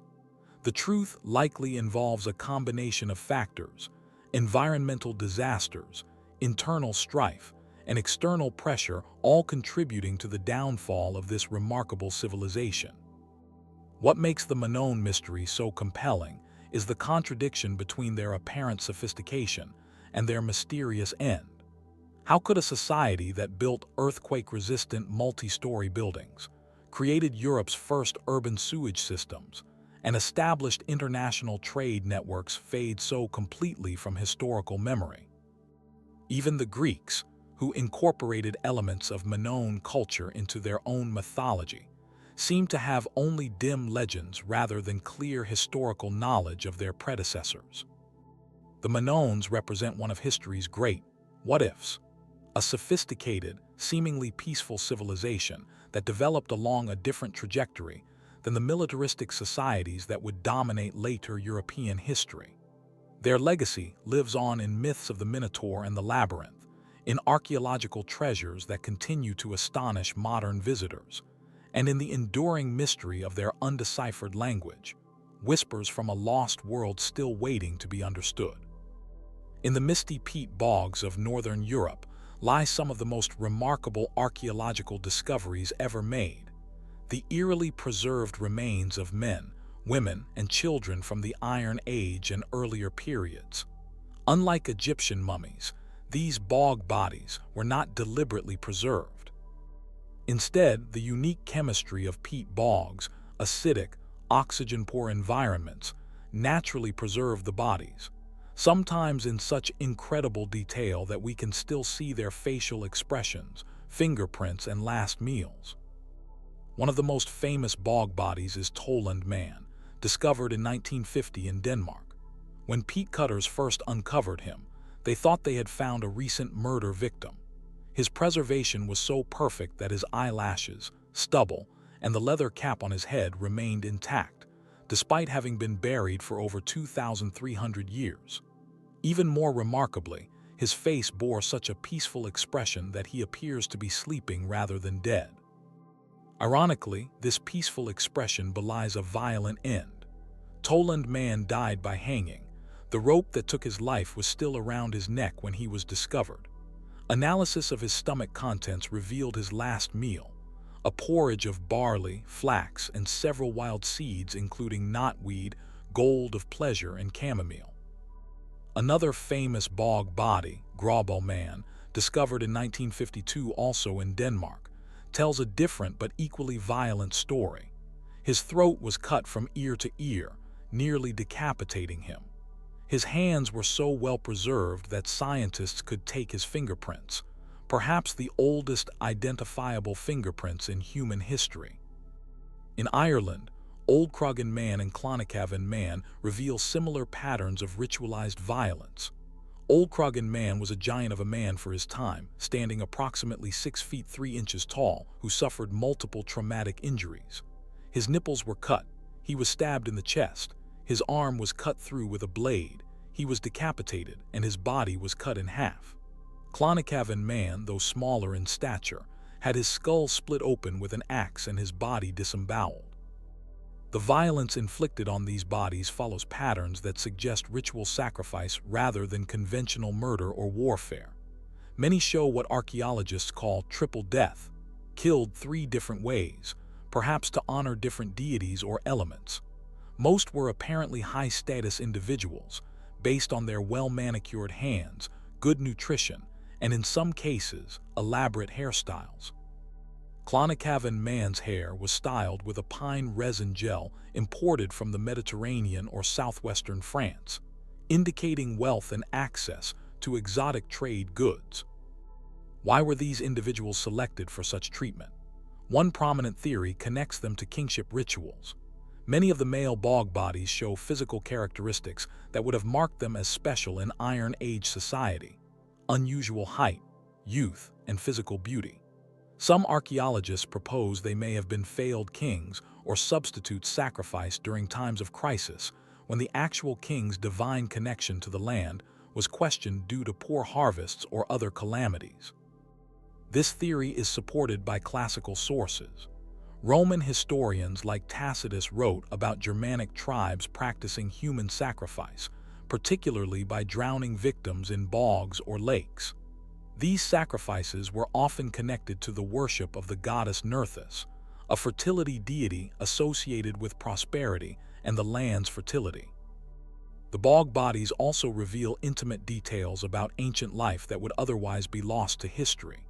We can determine what they ate, what diseases they suffered from, and even what parasites inhabited their intestines. The contents of Graubo Man's intestines revealed he suffered from whipworm, an intestinal parasite, and that his final meal contained traces of ergot, a fungus that can cause hallucinations, perhaps indicating he was drugged before his death. We can see their clothing and personal items, like Toland Man's sheepskin cap or the elaborately pleated cloak worn by another Danish bog body, Huldremos woman. We can observe ancient surgical procedures, such as a primitive form of trepanation performed on Lindo Man from England. We can even study ancient tattoos, like those preserved on Ötzi the Iceman, a 5,300-year-old mummy found in the Alps who bears 61 tattoos, possibly applied as a form of pain relief for joint problems. The preservation of these bodies is so remarkable that modern forensic techniques can be applied to deaths that occurred thousands of years ago. Recent CT scans and 3D reconstructions have allowed scientists to re-examine old theories and discover new details. For instance, studies of Lindo Man's stomach contents revealed he ate a ritual last meal that included charred bread, indicating a ceremonial component to his death. Perhaps what makes bog bodies so fascinating is their humanity. Unlike skeletal remains, which can seem abstract and distant, bog bodies retain their human features. We can look into their faces, at Toland Man's closed eyes and faint smile, at Windeby Girl's blindfold, at Grobel Man's grimace, and feel an immediate connection across millennia. These are not anonymous ancestors, but individuals whose final moments were frozen in time. The violence that ended their lives, juxtaposed with the peaceful expressions many of them bear, creates a haunting paradox that continues to captivate both scientists and the public. As we learn more about the bog people, we're increasingly able to place them in their proper historical and cultural context. Yet many questions remain. Were they willing sacrifices or unwilling victims? Did they go to their deaths believing they were fulfilling a sacred purpose? And what can their carefully orchestrated deaths tell us about how their societies viewed the relationship between life, death, and the supernatural? The bog bodies represent a unique window into our ancient past, one that reminds us that our ancestors were complex people with beliefs, practices, and understandings of the world very different from our own. In their perfectly preserved faces, we see not just how they died, but glimpses of how they lived, a tangible human connection to a world otherwise lost to time. In the vast expanse of the Pacific Ocean, over 2,300 miles from the nearest continental landmass, lies one of Earth's most isolated inhabited places, Easter Island, or Rapa Nui as it's known to its indigenous people. Most are familiar with the island's iconic moai statues, massive stone figures with elongated features that have become symbols of ancient engineering prowess. But Easter Island harbors another mystery that's equally fascinating yet far less known. Rongorongo, one of the world's few undeciphered writing systems and the only known indigenous script in Oceania. Rongorongo consists of glyphs carved on wooden tablets and other artifacts. These symbols depict human, animal, plant, and geometric forms, often with surreal combinations, birdmen, fishmen, and creatures that defy easy categorization. What makes Rongorongo particularly puzzling is that it appeared in complete isolation from other writing systems. The first European visitors to Easter Island in 1722 reported no writing system in use. Yet by the 1860s, when missionaries began more sustained contact with the island, they discovered these intricately carved tablets. According to Rapa Nui oral tradition, Rongorongo was brought to the island by the legendary founder Hatu Madha, or was taught to the people by divine beings. Today, only about 25 authentic Rongorongo artifacts survive, scattered in museums and private collections around the world. These objects vary in form. Most are wooden tablets, but Rongorongo inscriptions also appear on a staff, a birdman statue, and even a pectoral ornament worn by tribal chiefs called a riamiro. What makes the Rongorongo script particularly remarkable is that it employs a system called reverse boustrophedon. This means that alternate lines must be read upside down. Imagine reading a line of text from left to right, then turning the page 180 degrees to read the next line, and continuing this pattern throughout. This unusual reading pattern is found in some ancient scripts like early Greek, but Rongorongo uniquely requires the reader to physically turn the tablet or mentally invert the symbols. The circumstances surrounding Rongorongo's emergence are as mysterious as the script itself. Some scholars theorize that after Dutch explorer Jacob Roggeveen's visit in 1722, Rapa Nui elites were inspired by seeing European writing and created their own script. However, Rongorongo bears no resemblance to Latin letters, and the sophisticated writing system would have required considerable time to develop, making this theory problematic. A more intriguing possibility is that Rongorongo represents an independent invention of writing, emerging in complete isolation from other literate societies. If true, Easter Island would join Mesopotamia, China, and Mesoamerica as one of the few places where writing was independently invented rather than borrowed from neighboring cultures. Adding to the mystery, by the time serious scholarly attention turned to Rongorongo in the late 19th century, knowledge of how to read the script had all but vanished from Easter Island. The island had suffered catastrophic population decline due to slave raids, introduced diseases, and internal conflicts. When scholars questioned the few remaining elders who claimed knowledge of Rongorongo, they received contradictory information. One elder, Metoro Toyor, provided what he claimed were readings of several tablets to Bishop Johnson in Tahiti in the 1870s. However, linguistic analysis suggests his readings were memorized recitations of traditional chants rather than actual translations of the symbols. Despite decades of effort, Rongorongo has resisted decipherment. Unlike the breakthrough with Egyptian hieroglyphics, where the Rosetta Stone provided parallel texts in a known language, we have no such key for Rongorongo. Attempts to connect the glyphs to the modern Rapa Nui language have yielded limited results. Some progress has been made, however. Researcher Thomas Barthel cataloged 600 distinct Rongorongo glyphs in the 1950s, creating a standardized system for analyzing the script. Computer analysis has identified repeated patterns that might represent grammar or syntax. Several tablets appear to contain genealogies or calendars relating to astronomical observations, suggesting Rongorongo may have had ceremonial and practical applications. One tablet, known as the Santiago staff, seems to contain a lunar calendar, with glyphs representing the 30 nights of the lunar month. This suggests that at least some Rongorongo texts dealt with timekeeping, a crucial function in many early writing systems. The creation of Rongorongo becomes even more impressive when we consider Easter Island's ecological context. The island experienced severe deforestation over centuries of human habitation, eventually losing virtually all its trees. In this resource-depleted environment, wooden tablets became incredibly precious objects, reserved for recording only the most important knowledge.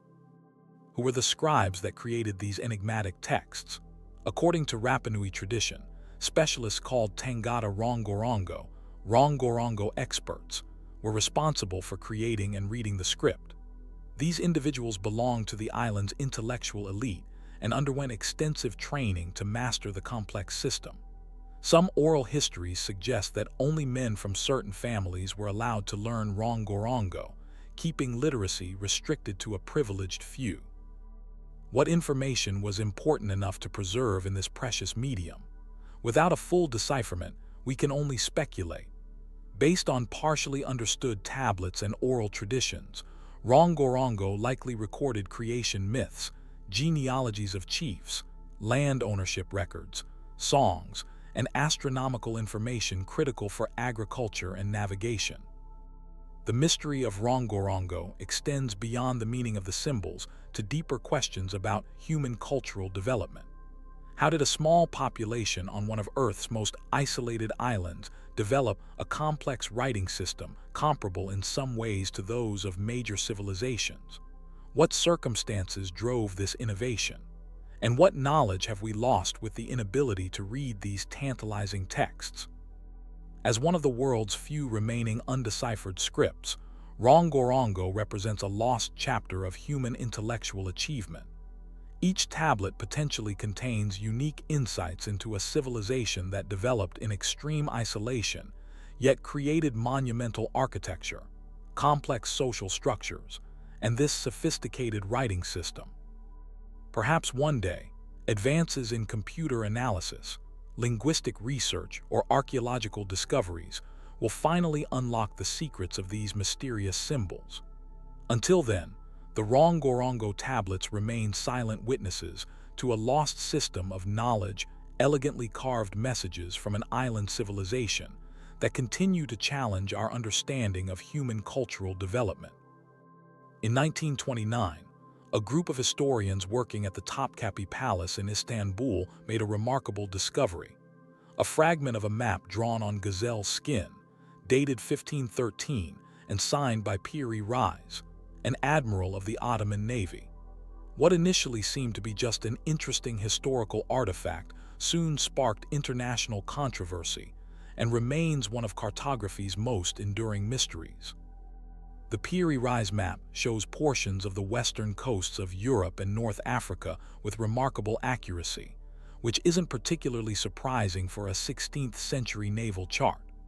What is extraordinary, however, is that it also depicts parts of South America and Antarctica with unexpected precision, including geographical features supposedly unknown to explorers of that era.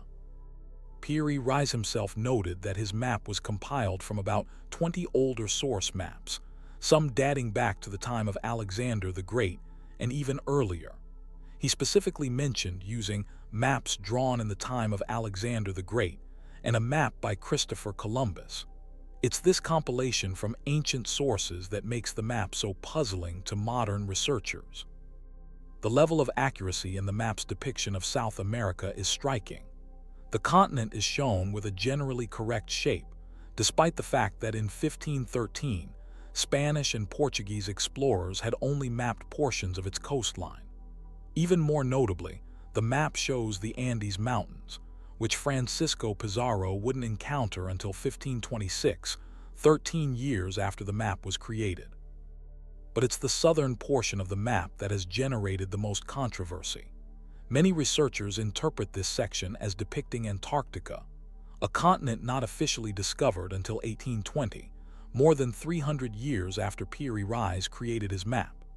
Adding to the mystery, the coastline shown appears to match the actual land mass beneath Antarctica's ice sheet, rather than the ice-covered shores visible to modern explorers. This has led to a startling question: how could Piri Reis, or his ancient sources, have known the true shape of Antarctica's coastline beneath its mile-thick ice cover? Modern science only mapped this subglacial topography in the mid-20th century using seismic surveys and ice-penetrating radar. Several explanations have been proposed. The conventional academic view suggests the southern landmass isn't Antarctica at all, but rather represents a distorted continuation of South America's coastline, possibly combined with the hypothetical terra australis incognita that Renaissance geographers believed must exist to balance the northern continents. Others point to potential contributions from now-lost civilizations.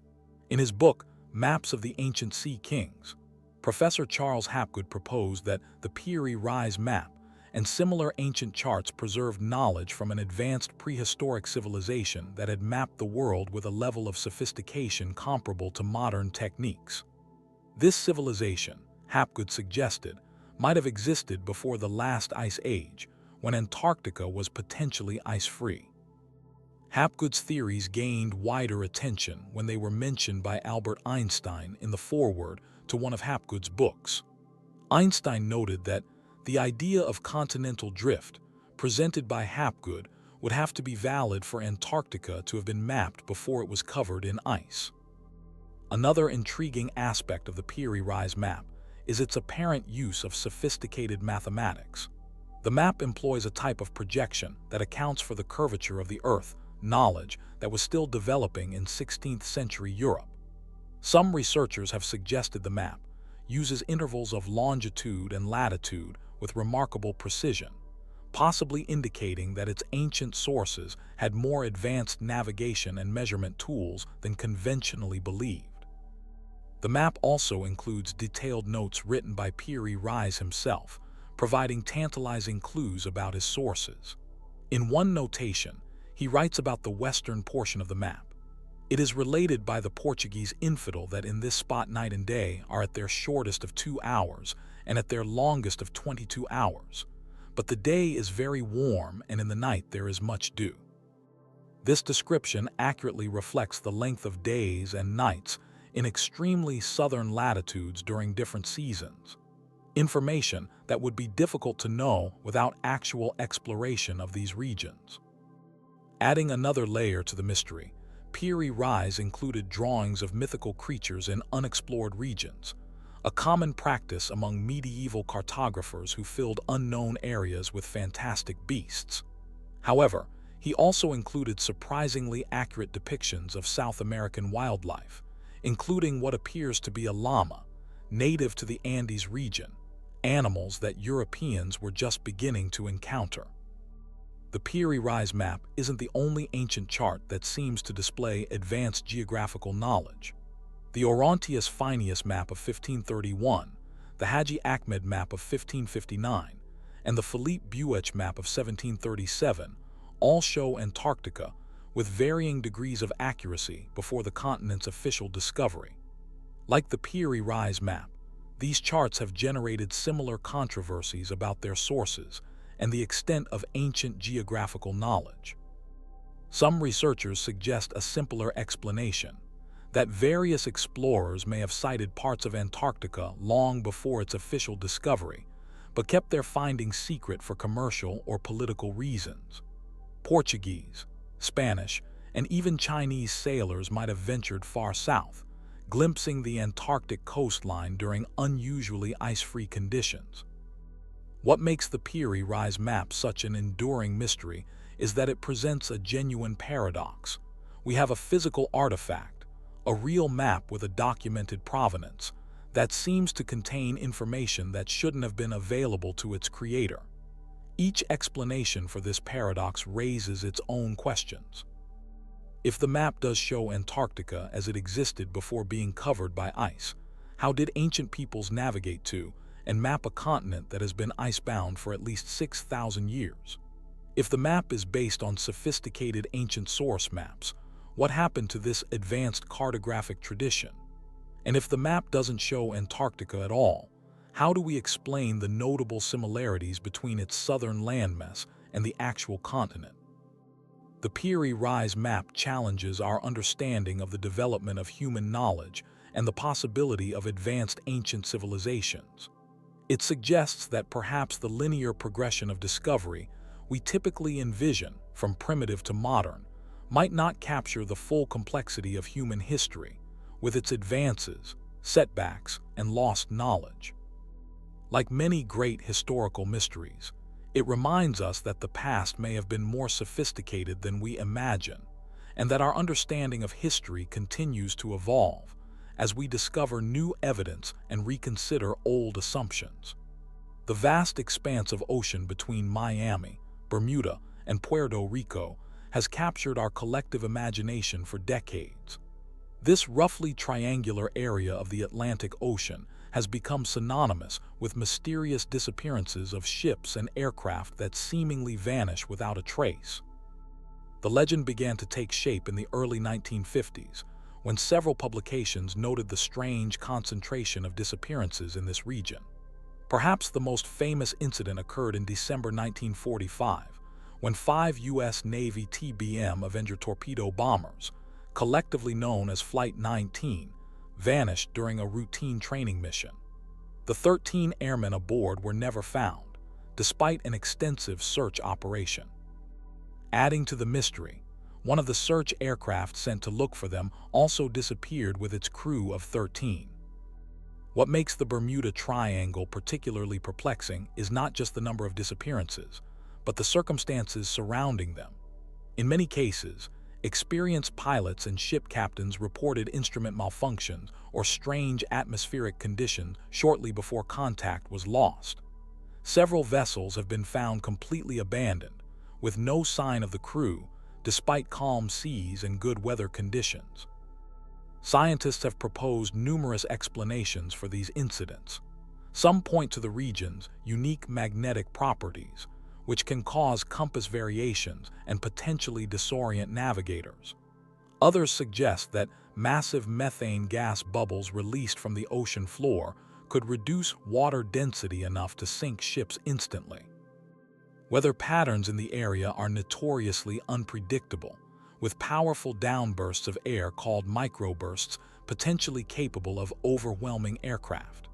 The deep Gulf Stream current running through the region could quickly disperse wreckage, explaining why so little evidence remains after incidents.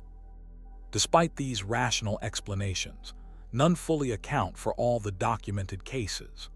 The electronic fog reported by some pilots before disappearing, where instruments malfunction and visibility becomes severely limited despite clear skies, remains particularly difficult to explain through conventional meteorology.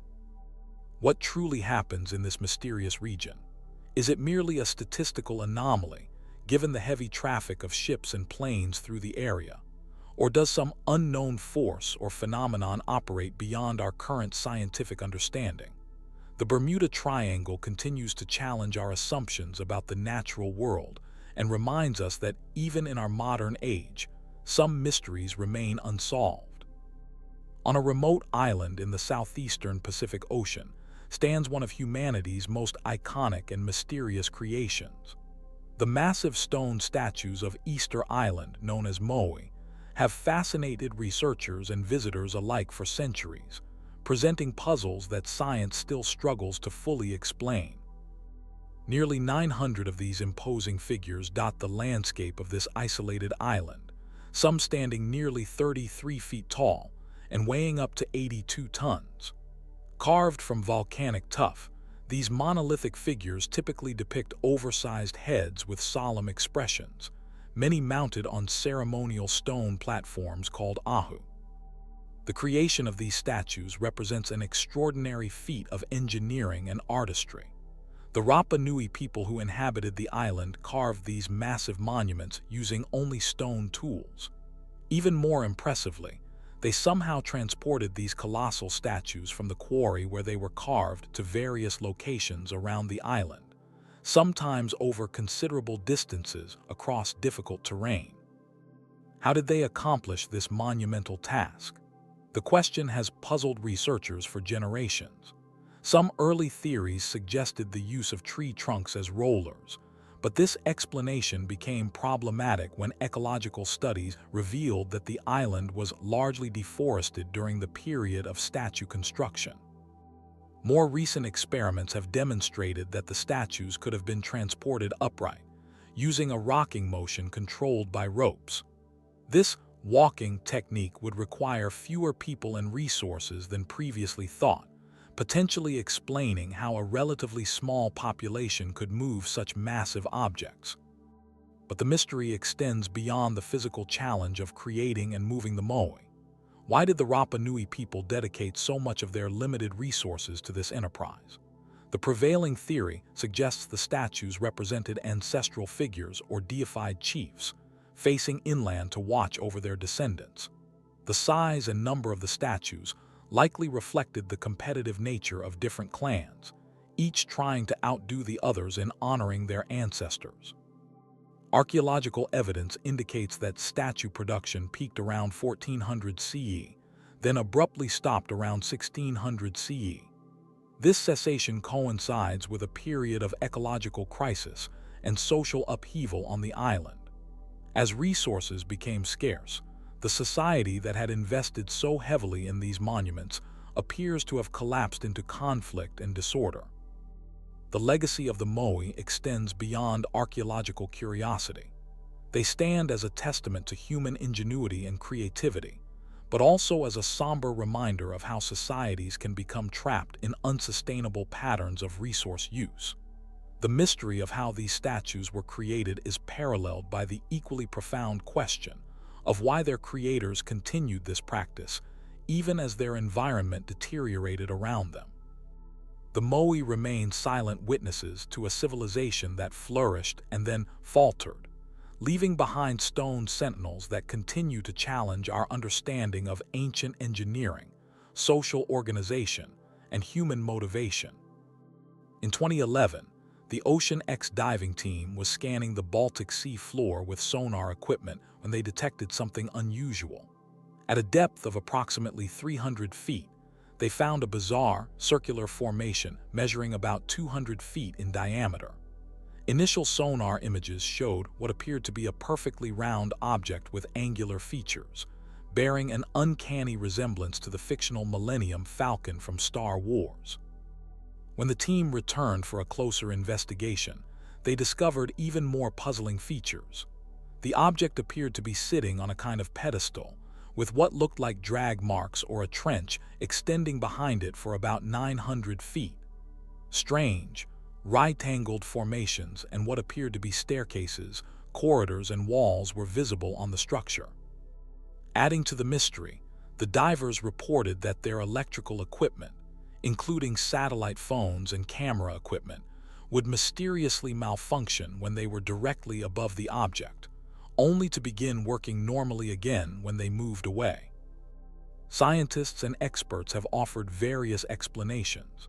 Some geologists suggest it could be a glacial deposit, formed naturally as ice sheets moved across the region during the last ice age.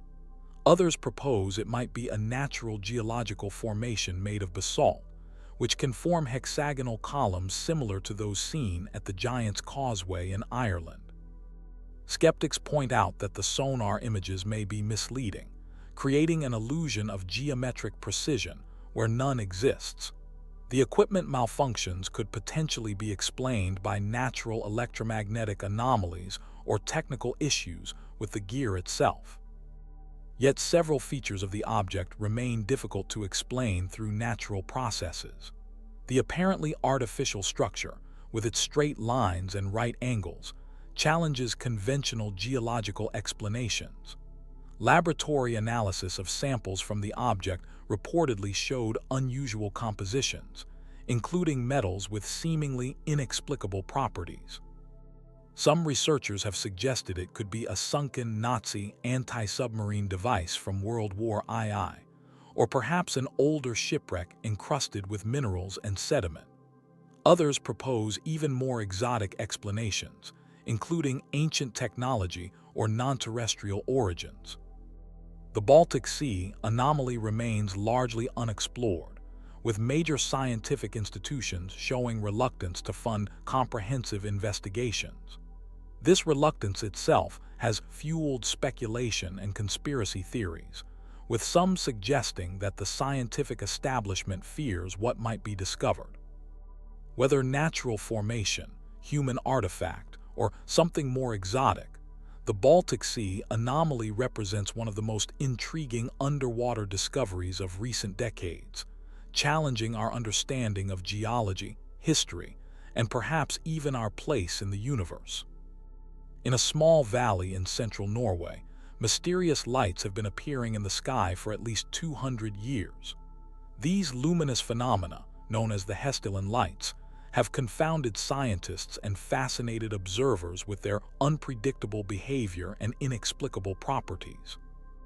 The lights typically appear as bright, white or yellow orbs floating above the ground. Sometimes they hover motionless for more than an hour. Other times they dart across the sky at incredible speeds. Witnesses describe them splitting into smaller lights, merging together, or pulsating with remarkable intensity. They appear throughout the year, in all weather conditions, though they were most frequent during the early 1980s when they could be seen up to 20 times per week.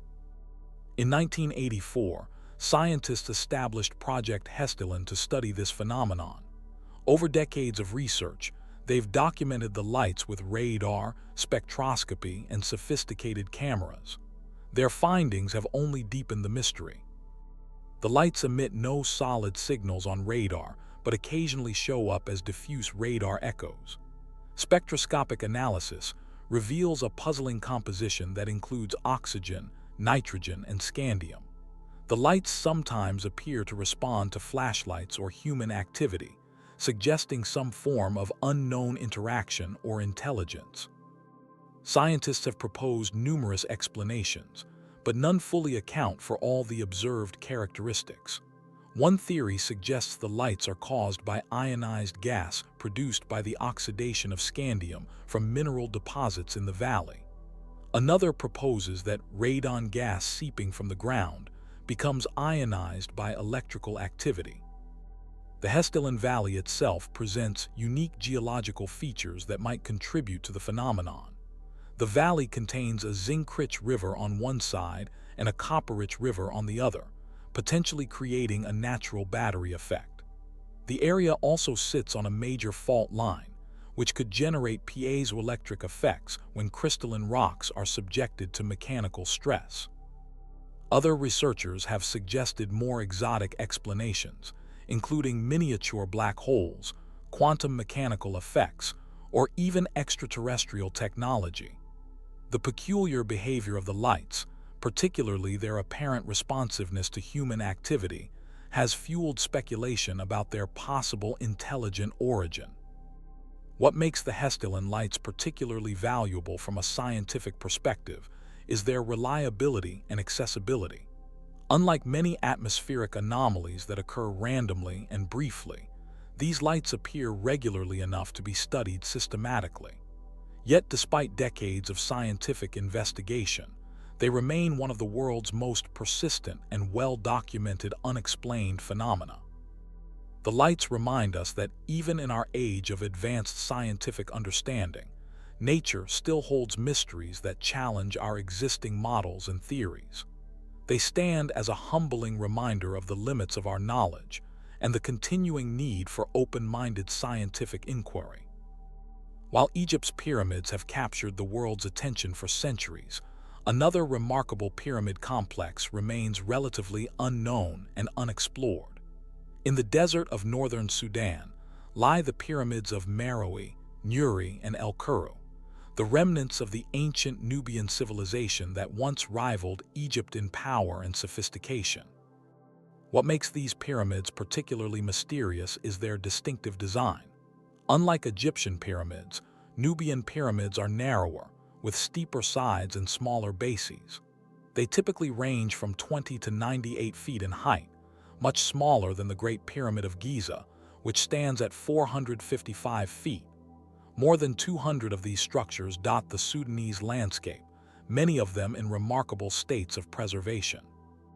The Nubian pyramids were built over a period of several centuries, beginning around 800 BCE. They served as tombs for the kings and queens of the Kushite kingdom, which ruled a vast territory from their capital at Meroe. The pyramid-building tradition continued in Nubia long after it had been abandoned in Egypt, with the last Nubian pyramids constructed around 300 CE.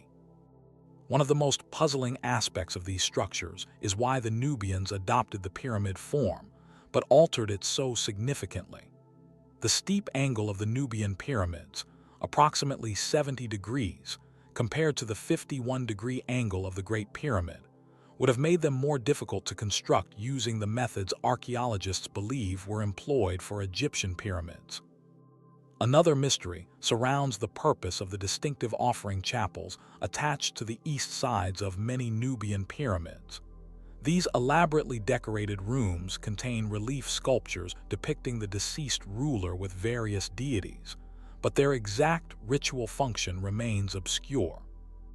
Archaeological investigations have been limited by political instability in the region, leaving many questions unanswered. Recent survey work using satellite imagery has revealed dozens of previously unknown pyramids, suggesting the extent of the Nubian civilization was far greater than previously recognized.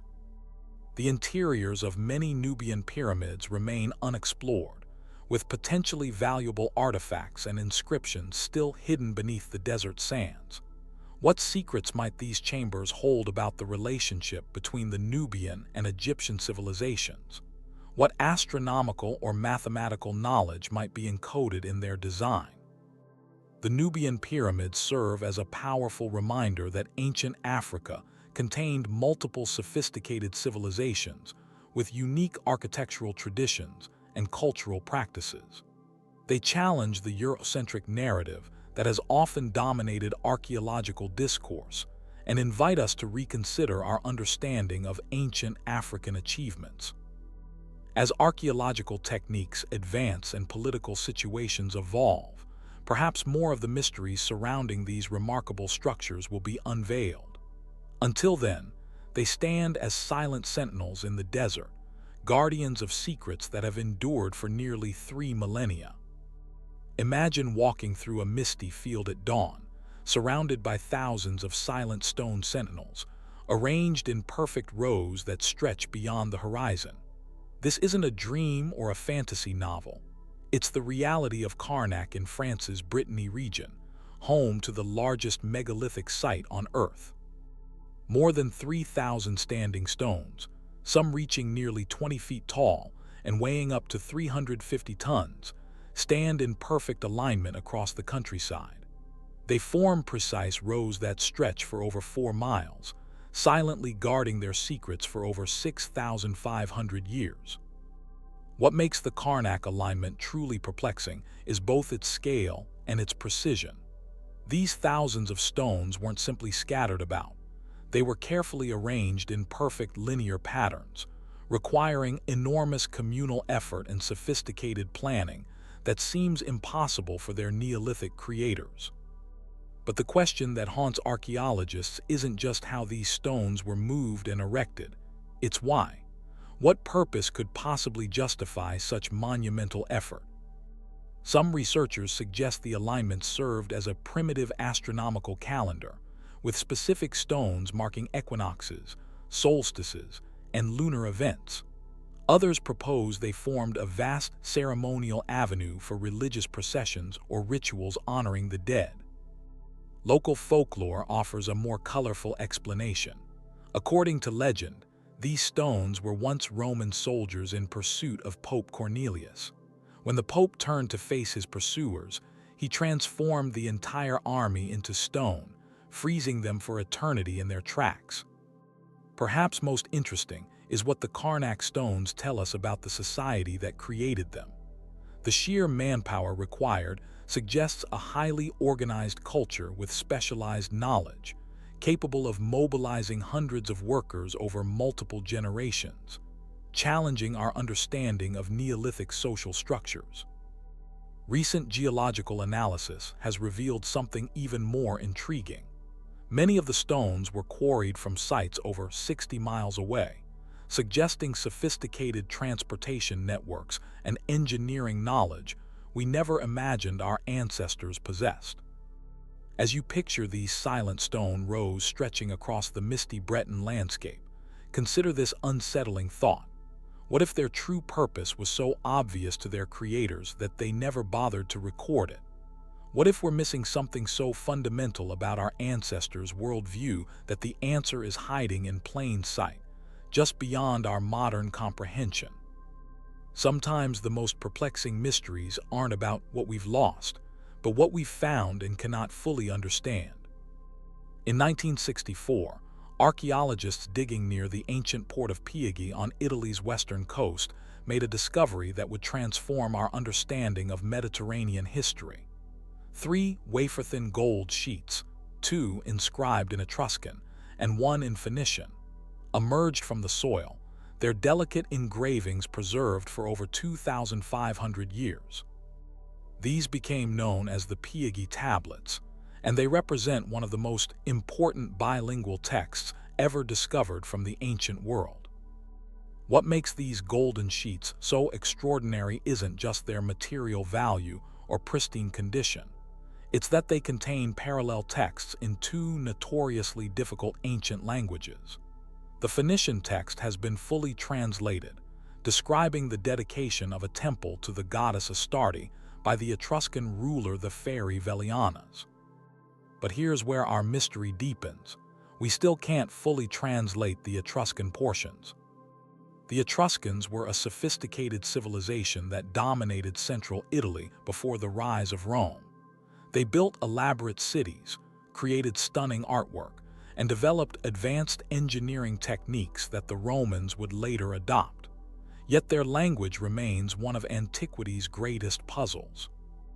Unlike most European languages, Etruscan doesn't appear related to Indo-European linguistic roots.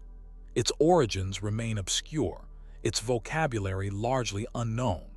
Even though we can read Etruscan writing, thanks to their adoption of a Greek-inspired alphabet, we often can't understand what the words mean.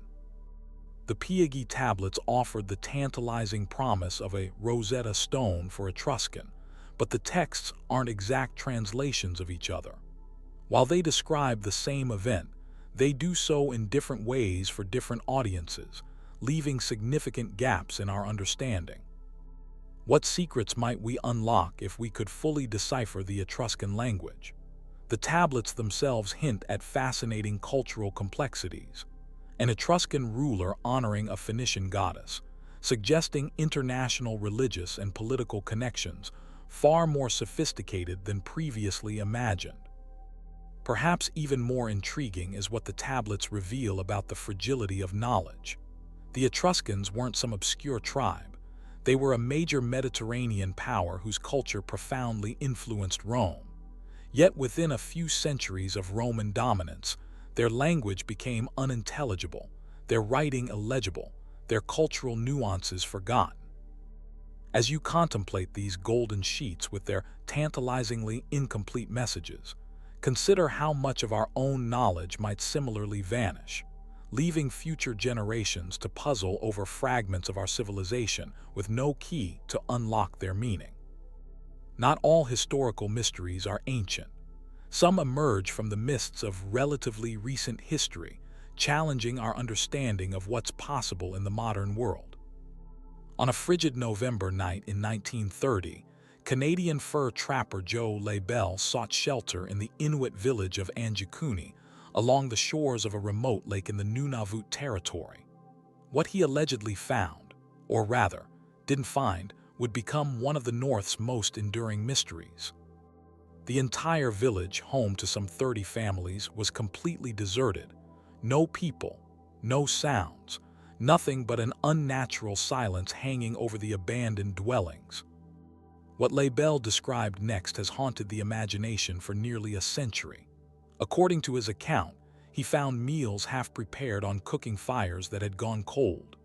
Rifles and tools, invaluable in the harsh Arctic environment, remained stacked against walls. No footprints led away from the village through the fresh snow, and no bodies were discovered anywhere in the vicinity. Most disturbing of all, the village burial ground had been disturbed. The graves were empty, their stone markers arranged in two mysterious circles. When the Royal Canadian Mounted Police investigated, they reportedly found additional perplexing details. All the village's dogs had starved to death while tied to posts outside the settlement. Why would the entire community leave their animals behind to die, especially when sled dogs represented survival in the harsh northern wilderness? What could possibly cause an entire community to vanish without taking their essentials for Arctic survival? Where did they go, leaving no tracks in the snow? And perhaps most chillingly, what happened to the bodies of their ancestors? Skeptics point out significant problems with the story. Official RCMP records contain no mention of such an investigation, and the details of the tale grew increasingly fantastical in newspaper retellings, eventually incorporating strange lights in the sky and other supernatural elements. Some researchers suggest the entire incident was a hoax or a heavily embellished trapper's tale that took on a life of its own. Others propose more mundane explanations. Perhaps the village had been temporarily abandoned for seasonal hunting, and Labelle misinterpreted what he saw. Yet the story persists in popular imagination precisely because it taps into one of our deepest fears: the possibility of disappearing without a trace, of vanishing so completely that even the evidence of our existence is erased. As you picture this silent, empty village in the frozen wilderness, consider whether some mysteries endure not because they happened exactly as described, but because they reflect something true about our collective anxieties about the fragility of human existence. In the humid lowlands of Mexico's Gulf Coast, stand some of the Western Hemisphere's most enigmatic monuments. Massive stone heads with distinctly African-looking features, carved by a civilization we know tantalizingly little about. The Olmec colossal heads, 17 massive basalt sculptures dating from at least 1500 BCE, depict stern-faced individuals wearing what appear to be helmets. The smallest weighs 6 tons, the largest exceeds 40 tons, and stands nearly 10 feet tall. Each face is unique, with individualized features suggesting they represent specific rulers or important figures. But this is where the facts end and the mysteries begin. First, there's the matter of transportation. The nearest basalt quarries lie in the Tuxtla Mountains, over 50 miles away. How did a civilization without wheels or beasts of burden move these enormous stones through swamps, across rivers, and over rugged terrain? Some archaeologists suggest they may have used balsa wood rafts to float the stones along rivers, then rolled them on wooden logs across land. Even with these methods, each head would have required the coordinated effort of thousands of workers over many months. Then there's the question of their purpose. Why invest such enormous resources into creating these particular monuments? Were they portraits of rulers designed to project power, representations of deities, or something else entirely that our modern minds can't quite grasp? Perhaps most controversial is the question of their distinctive features. The heads display broad noses, full lips, and facial characteristics that some researchers have claimed resemble African physiognomy. This observation has fueled speculation about pre-Columbian contact between Africa and the Americas, though most archaeologists attribute the resemblance to the features common among indigenous peoples of the region. What makes the Olmec heads even more fascinating is how little we know about their creators. The Olmec civilization, considered Mesoamerica's mother culture, predated the Maya by nearly 1,000 years. They developed the first writing system in the Western Hemisphere and created the first calendar, yet their civilization mysteriously collapsed around 400 BCE, leaving these enigmatic stone faces as their most recognizable legacy. As you contemplate these ancient stone visages staring impassively across millennia, consider this disturbing thought. Despite their obvious cultural sophistication and artistic achievement, we know almost nothing about the individual people who created them. Even their name, Olmec, was given to them by later Aztecs and means simply rubber people, referring to the latex-producing trees of their homeland. How much of our understanding of the past is similarly constructed from fragments, misconceptions, and names assigned by others long after a civilization's disappearance? Sometimes the most perplexing mysteries aren't grand monuments or lost civilizations, but small objects whose purpose has completely eluded us despite coming from one of history's most well-documented empires. Scattered throughout the former Roman provinces of Gaul, Germania, and Britain lie over 100 curious bronze or stone artifacts known as Roman dodecahedrons. Dating from the 2nd and 3rd centuries CE, these hollow objects feature 12 pentagonal faces, each with a circular hole of varying diameter in its center. The corners are decorated with knobs, and the entire object typically fits comfortably in the palm of your hand.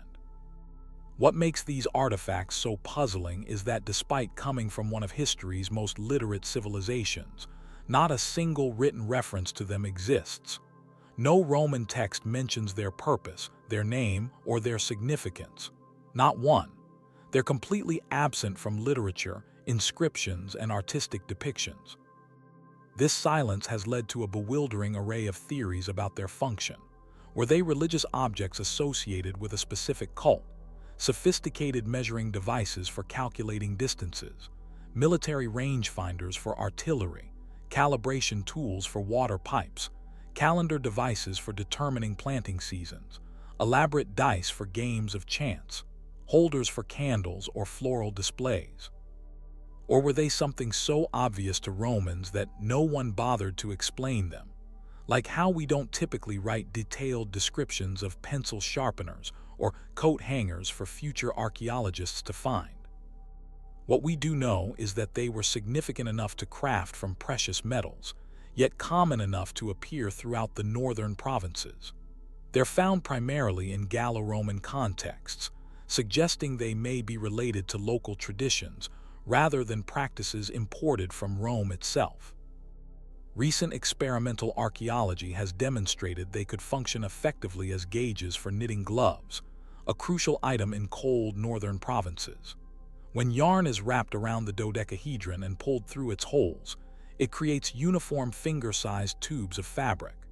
Yet this theory, while practical, doesn't explain why such devices would require such precise geometric construction or why they'd be made from precious metals. Perhaps the most unsettling aspect of these enigmatic objects is what they tell us about historical knowledge. The Romans documented everything from recipes to military tactics, from philosophical debates to plumbing techniques. Their records fill libraries, yet these common objects left no trace in their extensive writings.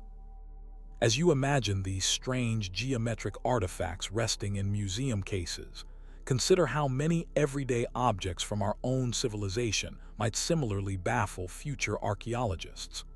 How much of what we take for granted might become incomprehensible mysteries deep within the sands of Egypt, of our daily lives. 5 miles south of Giza lies an enigma known as the unfinished Pyramid of Zoyat el-Aryan. Unlike its famous counterparts, this pyramid was abandoned before its completion, leaving behind a massive, deep pit lined with precisely cut limestone blocks. But why was it left unfinished? Archaeologists estimate its construction dates back to the 4th dynasty, around 2,600 years before the Common Era, during the reign of Pharaoh Nebka or possibly Pharaoh Khaba. Yet, unlike other pyramids, there are no inscriptions, no hieroglyphs, and no tombs discovered nearby to confirm its intended purpose. What halted its construction? Some theories suggest that the sudden death of a pharaoh may have left the pyramid incomplete, as was the case with other abandoned monuments. But others believe structural issues may have played a role. The immense pit, which descends over 25 feet into the earth, is unlike any other pyramid base found in Egypt. Some researchers propose it was an early experiment in pyramid design, an attempt at a new construction method that was ultimately deemed unfeasible. Could this unfinished project reveal a forgotten phase in pyramid engineering? If so, why was the method abandoned? Adding to the mystery is the discovery of a circular granite basin at the bottom of the pit. The basin's purpose remains unknown. Was it part of an advanced water drainage system, or was it meant for a ritual purpose? Water control and sacred purification were important in Egyptian burial practices, but the lack of inscriptions makes it difficult to determine the basin's true function. The most curious aspect of this site is its restricted access. For decades, the Egyptian government has kept the area off-limits to the public, sparking speculation that there may be more to this site than meets the eye. Some theorists suggest there are hidden chambers or tunnels yet to be excavated, while others believe ancient texts or relics could still lie buried beneath the sand. Could there be hidden passages leading to underground structures? And if so, what might they contain? Despite decades of study, the unfinished Pyramid of Zoyat el-Aryan remains an enigma, a monument to an abandoned vision. Was it merely an architectural failure, or does it conceal something deeper? The sands of time may hold the answer, but for now, the mystery endures. In 1994, deep inside the ancient Maya city of Palenque, archaeologists uncovered a burial chamber like no other. The walls were coated with bright red dust, powdered cinnabar, a toxic mercury-based substance used by the Maya for preservation. Inside, they found the remains of an unknown woman, her bones permanently stained crimson by the cinnabar over centuries. She became known as the Red Queen. This discovery was immediately puzzling. Maya rulers were typically male, and yet this woman was buried in an elaborately decorated chamber within Temple 13, next to the grand tomb of K-Inish Janab Pakal, one of the most powerful kings of Palenque. Who was she to deserve such an honor? Some scholars believe she was Pakal's wife, Lady Tiziakbu-Adjo, or possibly his mother, but the lack of inscriptions identifying her adds to the mystery. In contrast, Pakal's tomb, found nearby, was filled with detailed carvings and texts describing his life and legacy. The Red Queen's identity remains uncertain, despite DNA tests attempting to establish her lineage. Adding another layer of intrigue is the presence of mercury traces in her tomb. The Maya associated mercury with spiritual and supernatural properties, believing it could serve as a gateway to the underworld. Could the cinnabar have been part of an ancient ritual to preserve the soul of this mysterious woman? Was her burial different from others because of her religious role? Archaeologists also found jade ornaments and a mask among her remains, indicating she was of the highest status. But why was her tomb so secretive, hidden within an unadorned chamber? Maya burial practices were often elaborate, filled with detailed murals and inscriptions. Yet here, the silence of history prevails. The mystery of the Red Queen remains unsolved. Her identity, her connection to Pakal, and the true purpose of her burial rituals continue to puzzle researchers. Was she a forgotten ruler, a high priestess, or something else entirely? Perhaps future discoveries will unveil the secrets hidden beneath layers of time. On Christmas Eve, 1945, in the small town of Fayetteville, West Virginia, a fire broke out at the home of George and Jenny Sodder. The blaze destroyed the house, but what happened next would become one of the most haunting mysteries in American history. 5 of the Sodder children were never found. No remains were recovered, and no explanation was ever given. Did they perish in the fire, or did something far more sinister happen? This is the mystery of the disappearance of the Sodder children, a case that has baffled investigators and haunted the surviving family members for decades. The fire began in the early hours of Christmas morning. George and Jenny Sodder, along with 4 of their children, managed to escape, but 5 others, Morris, Martha, Louie, Jenny, and Betty, were nowhere to be found. The fire was intense, and the house was reduced to ashes, but when investigators searched the rubble, they found no trace of the missing children. No bones, no teeth, nothing. So what happened to the Sodder children? One theory is that they died in the fire, and their bodies were completely consumed by the flames. But here, the problem. Even in the most intense fires, some remains are usually left behind: bones, teeth, or other fragments. The fact that nothing was found has led many to question whether the children were ever in the house at all. Another theory suggests that the children were kidnapped. The Sodders were an Italian immigrant family, and in the years leading up to the fire, George had received several threats related to his outspoken criticism of fascist leader Benito Mussolini.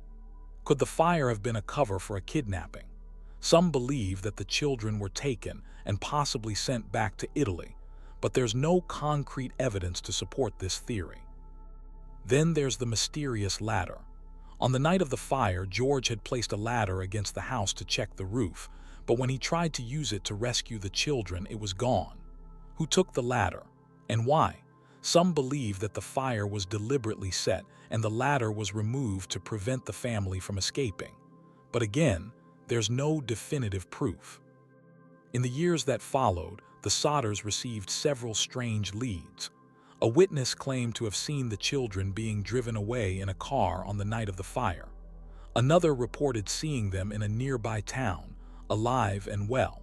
But despite these reports, no trace of the children was ever found. In the end, the disappearance of the Sodder children remains one of the most haunting unsolved mysteries in American history. The family never gave up hope, and until their deaths, George and Jenny Sodder believed that their children were still alive, somewhere out there. As you drift off to sleep tonight, think about this. Sometimes, the past holds mysteries that are not just unsolved but deeply personal. And perhaps that's what makes them so enduring. They remind us that, even in our modern world, there are still stories that defy explanation, leaving us with more questions than answers. In the 12th century, in the small village of Woolpit in England, something extraordinary happened. Two children appeared out of nowhere with green skin, speaking an unknown language and wearing strange clothing. They were found by villagers near a wolf pit, a trap used to catch wolves, and taken in by the locals. But who were these children? Where did they come from? And why were they green? This is the mystery of the green children of Woolpit, a tale that has fascinated historians and folklorists for centuries. Was it a case of mistaken identity, a hoax, or something far more otherworldly? The story begins when the children were discovered by villagers. They were frightened and refused to eat any of the food offered to them, at least at first. Eventually, they began to eat beans, which seemed to be the only thing they could stomach. Over time, their green skin faded and they began to learn English. When they were finally able to communicate, they told a strange story. According to the children, they came from a place called St. Martin's Land, a subterranean world where the sun never shone, and everything was bathed in a perpetual twilight.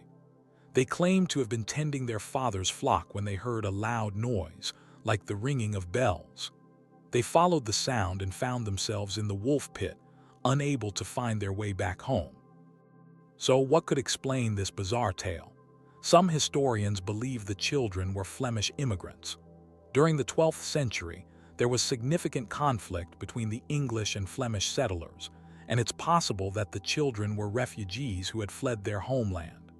The green skin could have been a result of malnutrition or a condition called chlorosis, which can cause a greenish tint to the skin. As for their strange language, it could have been a dialect of Flemish that the villagers didn't recognize. But others aren't so sure. The children's description of St. Martin's Land, a place of eternal twilight, has led some to speculate that they came from another world. Could they have been extraterrestrials, or perhaps travelers from a parallel dimension?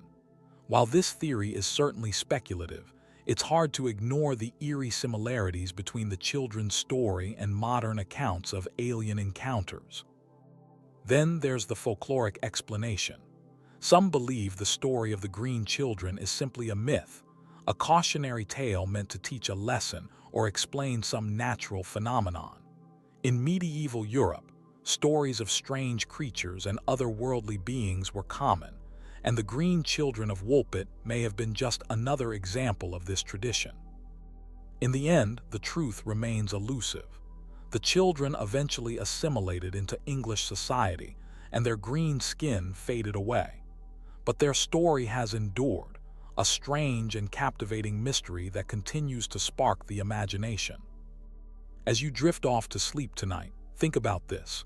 Sometimes, the past holds stories that blur the line between reality and myth, and perhaps that's what makes these mysteries so fascinating. They remind us that, even in our modern world, there are still things that defy explanation. The past is filled with mysteries, some buried beneath the earth, some lost beneath the waves, and others hidden in plain sight waiting to be uncovered. The stories we've explored today are just a glimpse into the strange, the unexplained, and the forgotten pieces of history that continue to baffle experts and spark endless debate. But the deeper we dig, the more questions we find. If you enjoyed this dive into the unknown, make sure to subscribe and check out our other videos for more mysteries waiting to be explored. Thanks for watching, and as always, until next time.